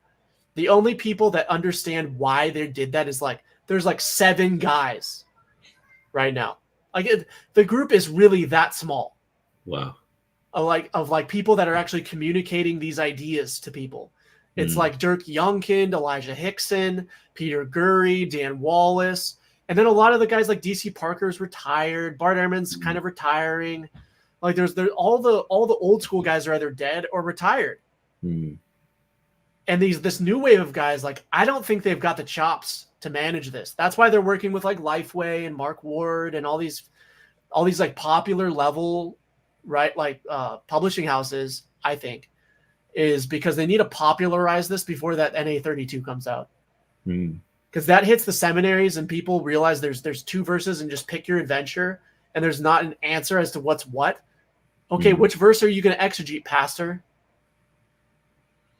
Wow. And they're not going to have an answer for that. So so in short, I'm kind of excited for that to happen. Yeah. Well, that's really interesting. So can you explain to us, just in like, you're really good at explaining things in layman's terms. Sure. Complicated things. The CBGM seems like AI, it's Cyberdyne, it's the Terminator machine, and it's going to spit out the Bible for us. And so can you explain what the CBGM is to the church? First of all, it's not that high tech. Like, James White really is a good marketer for it. But okay, so this is an iPhone, right? The CBGM is a BlackBerry from 10 years ago in terms of complexity, right? For those that don't know, they don't make the BlackBerry really anymore. Like, it's just not. It went the way of Blockbuster and Xerox and all those other things. So, like, the CBGM is not using super high tech anything. It's not AI for one. Yeah, they might try to do that. I think they're afraid if they actually throw AI at it, it'll just say like, "Hey, the Bible is some variation of the majority text." Like, and in the Peter Gurry's analysis of the CBGM, he basically said it keeps telling us that the majority text is really early. Yeah. But so the problem is so an algorithm, essentially what they're doing is they're feeding manuscript data in, and they're saying, we want you to look at this manuscript data really, really more as more important than this other manuscript data. So we're going to weight it really highly. So take a look at our manuscripts that we like the best, and then I want you to favor that manuscript data. And then they're feeding it through the algorithms and having it do its relationality stuff, its directionality stuff, it's relating verses to verses and doing all this stuff to figure out which verse came first, which came first, the chicken or the egg. And it can't do it in more places than they ever would have imagined. So again, if people figured that out, I think that they would probably, any smart investor would say, okay, we're done with this. If there's any Christian money going to this effort, I think that it should probably stop and will stop if it's truly like a Christian money system. Like, if it's coming from Christian people donating to these causes, the second they figure out, they're out. And it will just be a system that's existing in the academy in Münster, Germany, and they can play around with our text and they can do what they want with our text. It shouldn't affect us. I honestly do not care what some intersectional feminism scholar from Germany has to say about my Bible. So that's really good. And one thing that I found ironic was even James White admitted this when he was sort of grilled on it. Like 2 Peter 3:10 has the ook reading that Jeff Riddle talks about quite a lot. And right. It's sort of but it's known that came from the CBGM, and it's been rejected by James White. So doesn't that show you that it's spitting out the wrong information? Well, yeah, isn't the biggest problem they have with Beza his conjectural emendations, allegedly? Yeah. No, but it's okay when we do it. Yeah. But that's like, it's all about, they always say, like, in politics, it's not about hypocrisy, it's about hierarchy. Right? I'm more important than you, and my academic laurels are better than yours, and so my voice matters more than yours. I don't care if I have a problem with Beza. Beza was just some idiot who didn't have an iPhone. Like, they didn't even have bubblegum back then. Like, think of all the technological advancements we've had. We're so much smarter than they were. We used a computer to figure out this conjectural amendation. What did Beza use? His brain? That's stupid. Like, it's just, you know, but that's, but I love that. Like, you have to realize when you're arguing with somebody who is using kind of a secular or materialistic perspective to argue, they do not care about hypocrisy at all. It is not important to them. What they care about is hierarchy. They care about who has the most credentials, who has the most academic laurels, who has the most commendations by Dan Wallace types, who has the most publications in Bart Ehrman series. That's what they care about. They care about hierarchy. And this is part of the reason why Elijah Hixson blocked me. He hated the fact that I didn't have a seminary degree in textual criticism. He couldn't handle it. Like, there at one point he was like, I went to Oxford and blah, blah, blah, and I did all this stuff. And I said, I think I literally said to him, who cares? He got so mad at me. Oh, that's gold. Yeah, that's gold. And so just on, we were talking before about the difference between like Erasmus scholarship and Beza and Stephanus and the King James guys. And today, can you just explain like the Enlightenment influence upon the academy? Wow. Where do you start? So it kind of starts with the liberalization of information and morality, right? So the democratization of morals and of knowledge. So in some senses, that's really good, right? More people are getting educated, which tends to overthrow a lot of tyrants, right? Because once people realize, oh, I can read for myself, I know. I mean, this is essentially part of the reason why the Reformation was so successful, because people were starting to read the Bible and said, wait a minute, what's going on here? So the democratization of information and learning is good in that sense, but you end up getting to the post-Enlightenment kind of phase where people are now starting to remove. So you have this idea called daisy cutter politics. I think that's what it's called. And essentially you have a field of daisies, and there's a society that maintains these daisies, waters these daisies in a specific way, keeps the soil fertile for certain, for in certain ways for many, many, many generations. Well, the last generation dies, and the next generation says, we're gonna cut down this field of daisies, and then all the plant life starts to die, and then all this other side effects start happening in the ecosystem, and they didn't realize the effect that cutting the daisies would have on the local ecosystem. It just devastates the ecosystem. And so what happens now is when you start taking God out of all the logical, moral, philosophical argumentation, the reason that we have constitutions and the reasons that we have bills of rights and the reason that we have this idea that we have rights, given to us by a creator, and that governments are supposed to protect those rights. They don't give us those rights. So this is starting to happen in the academy. Well, so we don't need God for this argument, right? We can come to this like the only reason religion is good is because it brings morality to the society. But God doesn't have to exist for that to be true. And this is sort of the Kantian kind of argument. And so what you end up getting, of course, everyone can now learn everything, but there's no standard of truth because we're starting to remove the influence of absolute truth. We're starting to remove the idea that transcendental truth is real. And so now, like, fast forward that into the academy, and now you have things they're teaching that are just totally subjective and useless in nature. And this idea that knowledge is subjective is just, I would say, the dominant theory being taught at almost every single university and probably some seminaries at this point, if not a lot of seminaries at this point. I don't know if that answers your question, but that's kind of like the liberalization. And I say that like in the purely textbook definition of that, of information was good, and then it was not. And now we just have basically an academy that doesn't really provide a service to society other than creating a lot of communists. I really enjoy the way that you bring things across. And I remember one time I was watching one of your critique videos on Mark Ward, and you just pointed out a contradiction, and you started laughing, and I started laughing so hard. I was laughing for about 5 minutes, and I think even in the video you laughed for about a minute. Oops.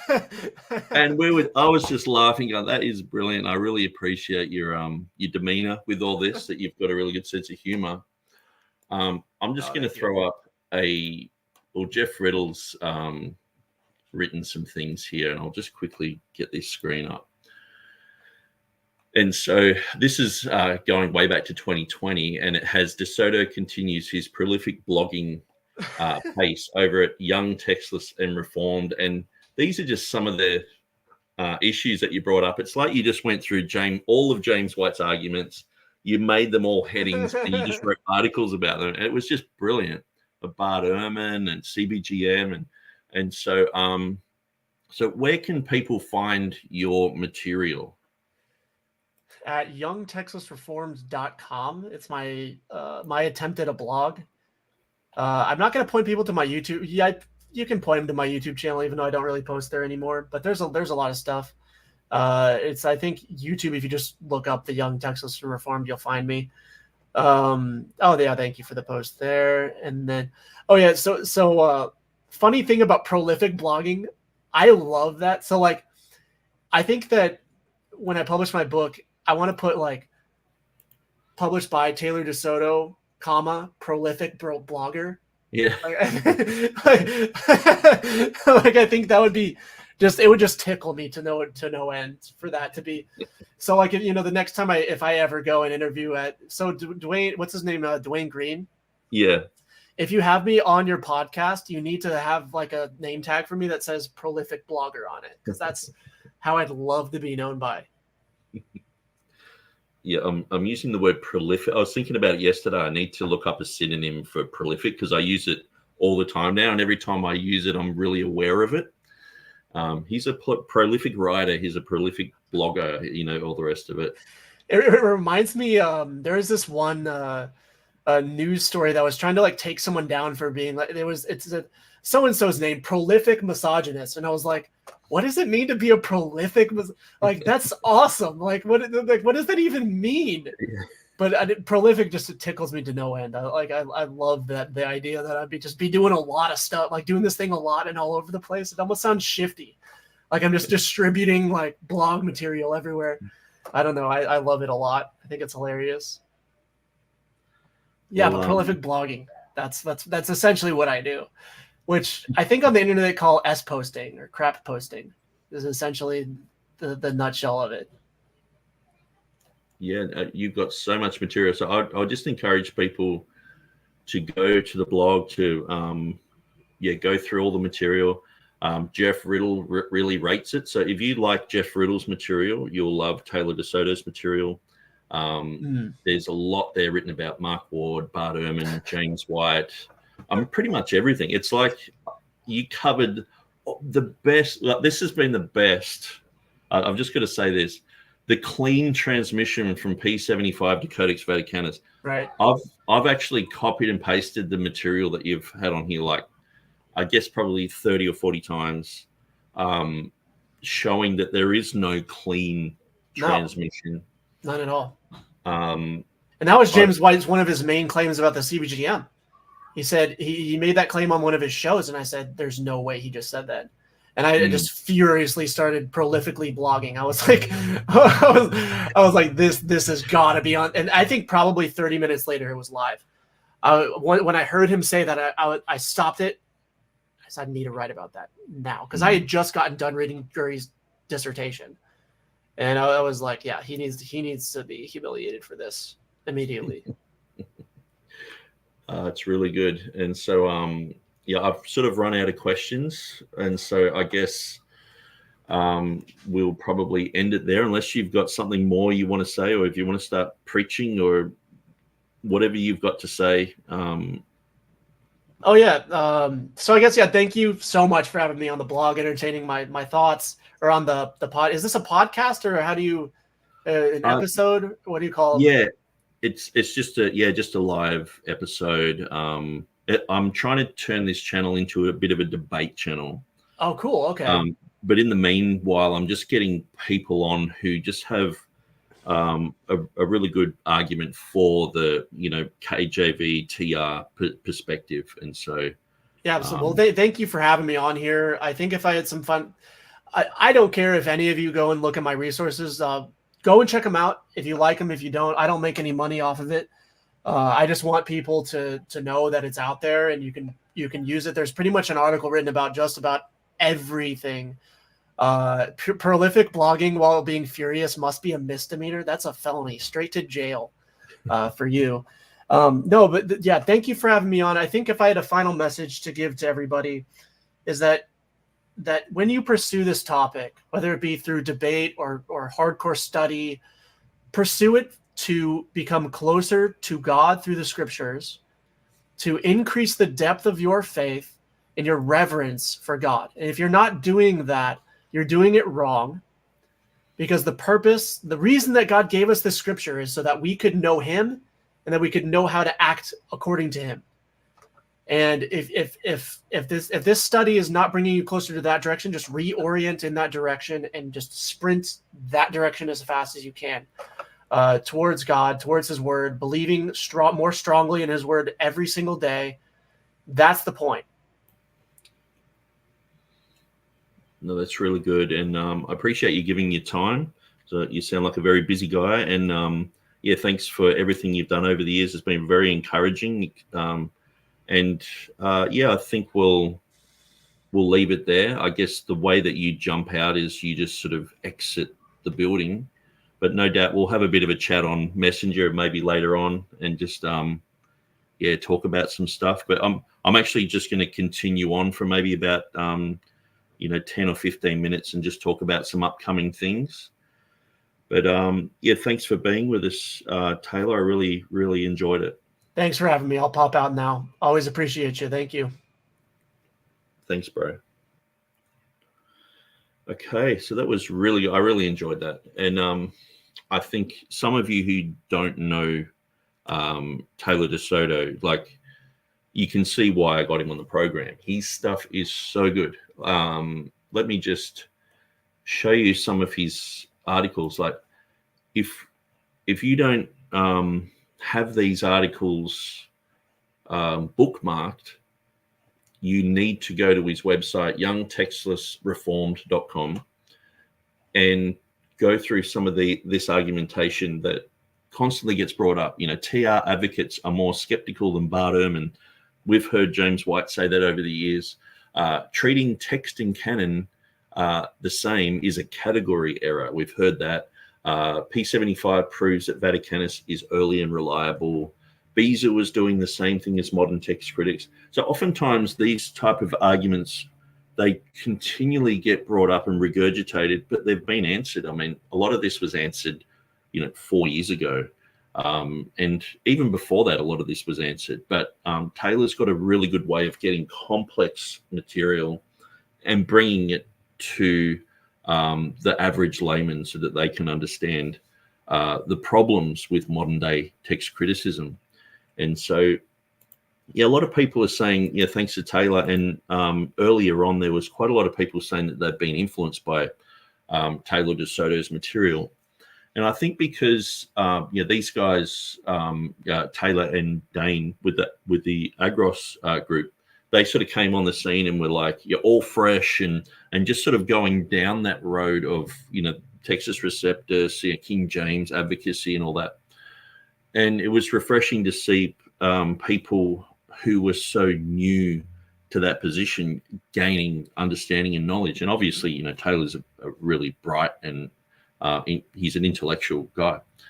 And so for him to grasp these concepts, it was really refreshing to see that, because, someone like myself, it takes me a long time to remember things. And, I'm like a plotter. I just keep plodding along and eventually I get it.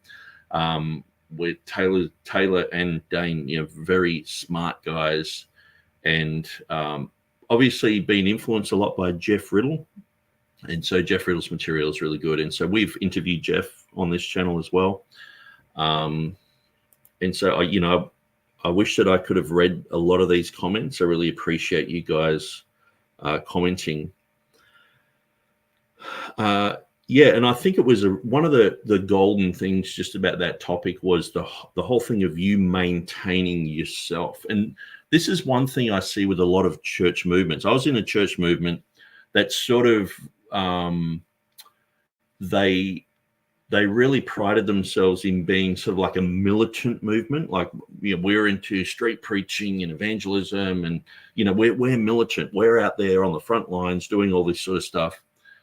And I thought about it one day, and I thought, well, one of the first things that they do in the military is they teach you how to look after yourself.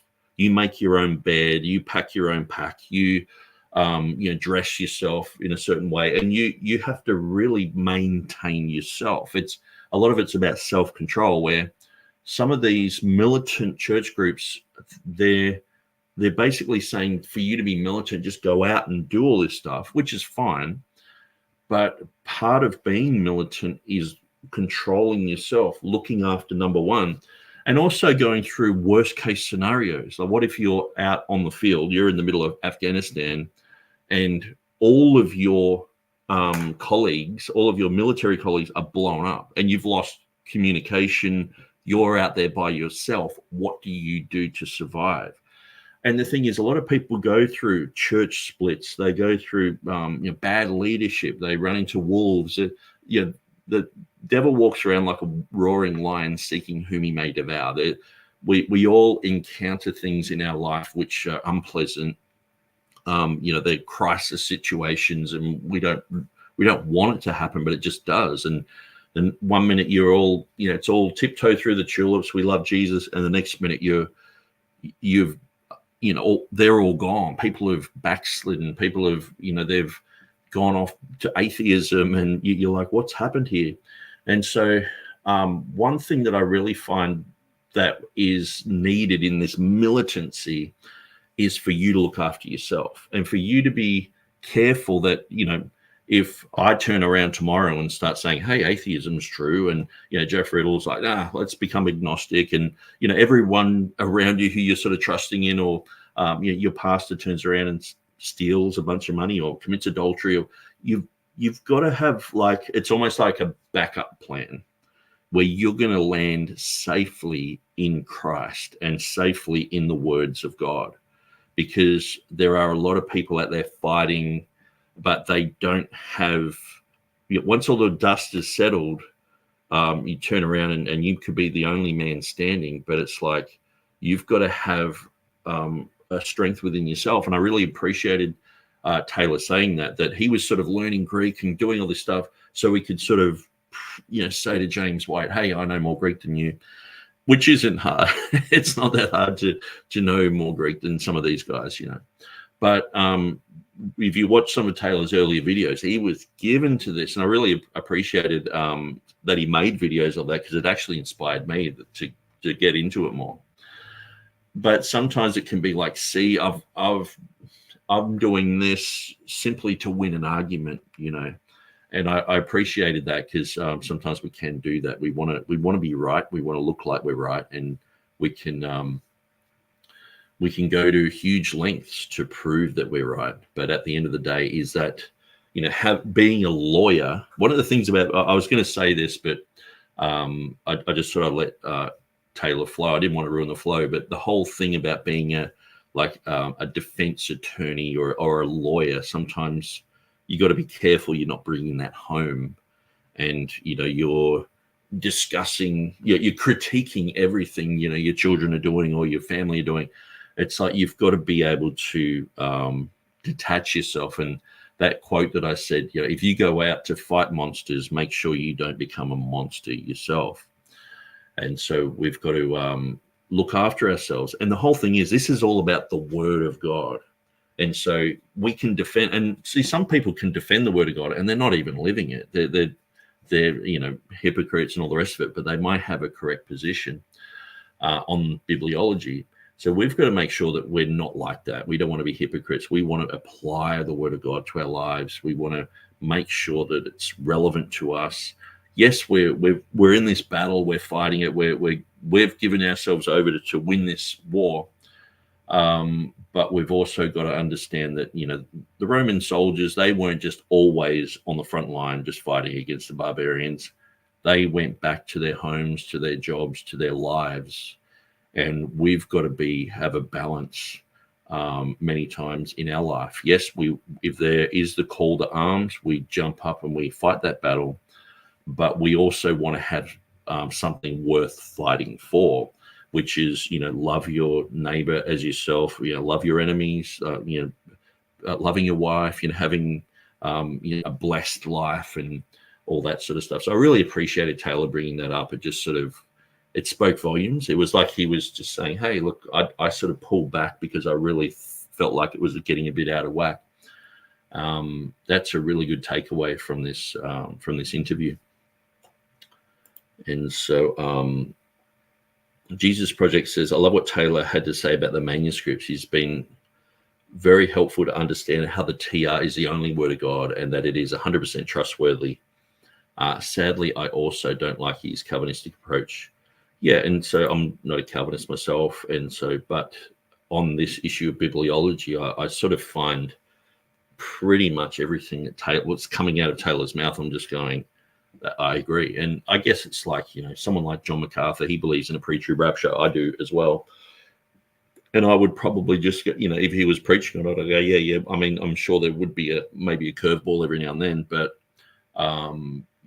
I think on this issue, you know, I probably, you know, 50% of people in the chat wouldn't agree with me on other issues. And so, but I guess that's where, you know, we aren't a church group where, you know, it's like a para-church ministry. We're just trying to get information out there about the Word of God, trying to get people's confidence back in the words that they hold in their hand, that when you open the Bible, you're opening the mouth of God and God will speak to you. God's promised that he would preserve his words. I believe that they are with us today. We can trust them. Opening the Bible, you're opening the mouth of God. God will speak directly to you. And to have confidence in that in this world where apologists are going around supporting basically the same concepts that Bart Ehrman has, but just saying, oh, well, but just keep believing. You know, it's not good enough. We believe that God has kept every word pure and they're available to the church today. They're available to you today. You can pick up the Bible and start reading it, and it will encourage you. It'll bless you. And yeah, that's what we're trying to do. So what have we got coming up? I've got a few people who are very interested in being interviewed. And so I can't announce it just yet because I haven't finalized times and things like that. But we've got a couple of debates that are coming up. And so TurretinFan has expressed interest in debating with me on Revelation 16:5. And so Dwayne Green said that he would moderate that. So TurretinFan said that he would probably rather debate after the ECM comes out on the Book of Revelation, which is in a few months. I think that we should debate sooner, and then maybe when the ECM comes out, if there is any material in there that would change the debate structure, then we deal with it then. I don't think that anything that comes out of that ECM will really affect anything to do with what I have to say about Revelation 16:5, and so. But we're discussing that at the moment. And also Peter Van Cleek, who a lot of people enjoyed his interview. We are organizing a debate between him and TurretinFan. So this is going to be about the text of Scripture. So that'll be really good. And I think a lot of people will be looking forward to that. Peter Van Cleek debated James White. I think it was 2 years ago now. It might be 2 years ago. And that was a brilliant debate. I loved going back through that and sort of critiquing it, and it sort of opened a door to look at Peter Van Cleek's material, which, like Taylor DeSoto, like a lot of these guys who are Reformed, they're very intelligent guys, and they have a very good way of explaining things, very interesting argumentation. So I'm trying to learn as much as I can from these guys. And so Jesus Protect says, love that. It's like opening the mouth of God. Thank you. Beautiful metaphor. Yeah, absolutely. And I'll hit the row. We've got another comment coming in. Somehow, some way, you've got to get James White on a podcast with you, Nick. LOL. Yeah, I'd love to. I've challenged James White to debate.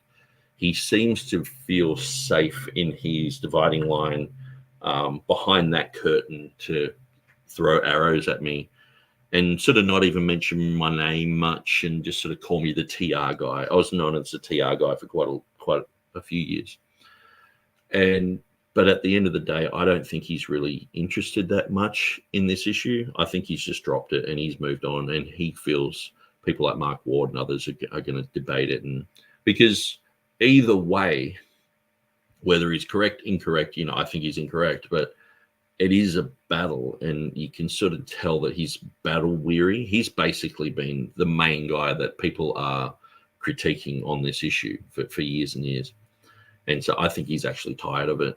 And but then again, maybe he's actually working behind the scenes to come out and have a new full frontal attack. But he is still actively debating, I guess. We can't say he's completely removed himself from this topic, because he has debated Thomas Ross and Peter Van Cleek in the last few years. You can create an AI, James White, and then debate it. Yeah, I've often thought that, and I might actually still do this. I'll get the old debates where he debates, DA Wade on the phone, and there's other ones where it's like the Ankerberg series. And I thought, instead of having like Sam Gipp answer and, Joseph Chambers answer and all this, I'll just answer. And we'll go through from the beginning all the debates and answer all the questions, because sometimes they're gotcha moments. He's like Revelation 16:5, and so now we have a lot of answers for that. Where back then, a lot of it's just the beginning of the internet. A lot of things weren't up on the internet, and so people, unless you had access to libraries, you couldn't really figure out what Beezer said. And so now we know what he said. It's clearly pointing out that James White, every time he pulled up that little trump card, he was wrong. So, I think the whole concept of creating an AI that is favorable to the Textus Receptus, it is possible to do that. And I've seriously looked into this and thought about it. And, running a server that has, all the type of material that I put on my website, KJVtoday.net articles, Martin Shu's articles, Will Kinney's articles, even all of Taylor DeSoto's material, and putting it in there and just sort of getting the AI to answer in a correct manner, rather than be influenced by the academy. That'll be quite interesting. And so it might even spit out the odd answer here and there that we haven't really even thought of. A. Hannah says you can do one with Ehrman too. Call it Bartificial intelligence. Well, one guy who's interested in coming on is Jonathan Sheffield. So he debated Bart Ehrman, and I think he would be a very interesting guy to chat to. He's the one who made a lot of the cartoon videos about Bart Ehrman, Dan Wallace, and James White. Sort of, they're in a dream or something like that, and they sort of, So Jonathan Sheffield will be interesting to get on and have an interview. But in the meantime, if you guys want to see some more debates, get some critical text guys. Show them this video, show them some of my clips, and say, this guy wants to debate critical text guys. Are you willing to go on his program and debate? Because there's not that many people coming up to the plate, and I think that speaks volumes in itself. So, I do like to, stir things up and call people chicken and all that. Look, I understand that not everyone wants to debate. And even I think Taylor was saying, look, I don't really want to debate. I think he sort of mentioned that.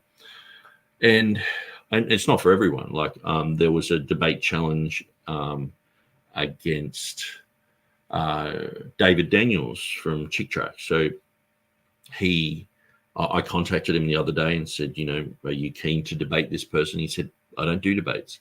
Now, the other person said, oh, he's just chicken. But I was like, well, some people just don't like that. That's not who they are. Not everyone wants to debate, or not everyone likes debates at all. And so, it is a certain field that myself, I've been wanting to get into that for quite a long time. And so I guess, running this channel, I'm going to use it to do debates. But at the end of the day, I completely understand on both sides that some people just don't want to get all the mud thrown at them that can occur during a debate or after a debate.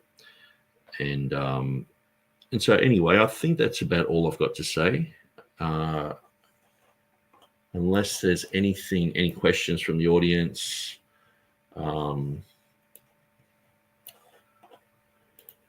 Jimmy Coates says, I'd like to just see a debate on the pronunciation of God's name. A lot of people think it's Yahweh. There's a lot of misinformation out there. I think Christians need to know it's Jehovah. Yeah, that would be a really good debate, especially since, I've talked about that in debates. But it would be interesting to line up a debate with Nehemiah Gordon, who's not a Christian, he's a Jew. But obviously he knows Hebrew fluently. And so he talks about the etymology of Jehovah and proves that Yahweh is basically Jupiter. Pretty much exactly the same material that I've got in my Revelation 16:5 book, which is very interesting. And so, that would be a really good debate. And so Helg says, good debate. Like this one. Hannah says, you could do one with AI Wallace, White, and Gurry put together. Wait, that would still be artificial intelligence. Maybe we can create like an AI bot who's like can just sort of be like Bart Ehrman 1 minute and James White the next, but they would contradict each other. That's the problem. Jimmy Coates says, Nehemiah has some good stuff. Yeah. So in the Revelation 16:5 book that I've got, which is talking about the past, present, and future reading of which art and wast and shalt be, I talk about the whole. My first chapter is just all about the name of Jehovah, theophoric names, and all that type of thing. And so Nehemiah brought out his material, and I was sort of like in agreement. And I had a third party guy who I think he was influenced by Nehemiah. And he was giving me information about Yahweh being related to Jupiter. And so I put a lot of that sort of stuff in there as well. But I've been contacting Nehemiah saying, I need to get you, we need to do a program together to talk about the name of Jehovah, the name of God, the I ams and all that sort of stuff. Because to me, it's just amazing. I'm shocked that it's in that Revelation 16:5. I started studying it just to have a look and have a bit of a defense, but at the end I was like, this is amazing. I still am shocked that one little obscure verse in the book of Revelation just opens right up to the name of God, to the I ams, and that discovery for me was just mind-blowing. So History Documents says, God bless you, Nick, looking forward to your next podcast. Yeah, thanks for that. And thanks for joining us, guys. I keep getting little pop-ups here, so that would be great if you can get him. Yeah, and so I've emailed, I've written underneath his YouTube videos. I noticed he did have an interview with Kent Hovind the other day, so I listened to that. But Kent couldn't control himself, all right? It was really good, and he was having a very big impact with just talking about dating and not male and female dating, but dating of things to do with evolution and the theory of evolution and the Christian perspective of a young Earth, and then right at the end he said, "Oh, you people would know a bit about money," and Nehemiah was like, "What do you mean?" He's like, "Well, you Jews, you know a bit about money," and he was just like, "Okay, I think we'll cut it short there." It was just like, why would you do that? He's won him over to his position and then just mocked the guy. and sort of lost him. I was just thinking, you know, you don't. There's certain things if you're trying to win a Jehovah's Witness, you don't say certain things, or Mormons, or you know. Anyway, so I just felt like he did so well, and then in the last minute just failed. But if he's willing to chat to Ken Hovine, perhaps he's willing to chat with me. Maybe we can. That'd be really good. Anyway, I better jump out of the chat before I start talking and this becomes a 5-hour video. So God bless you guys. Thanks for joining us, and we'll see you next time.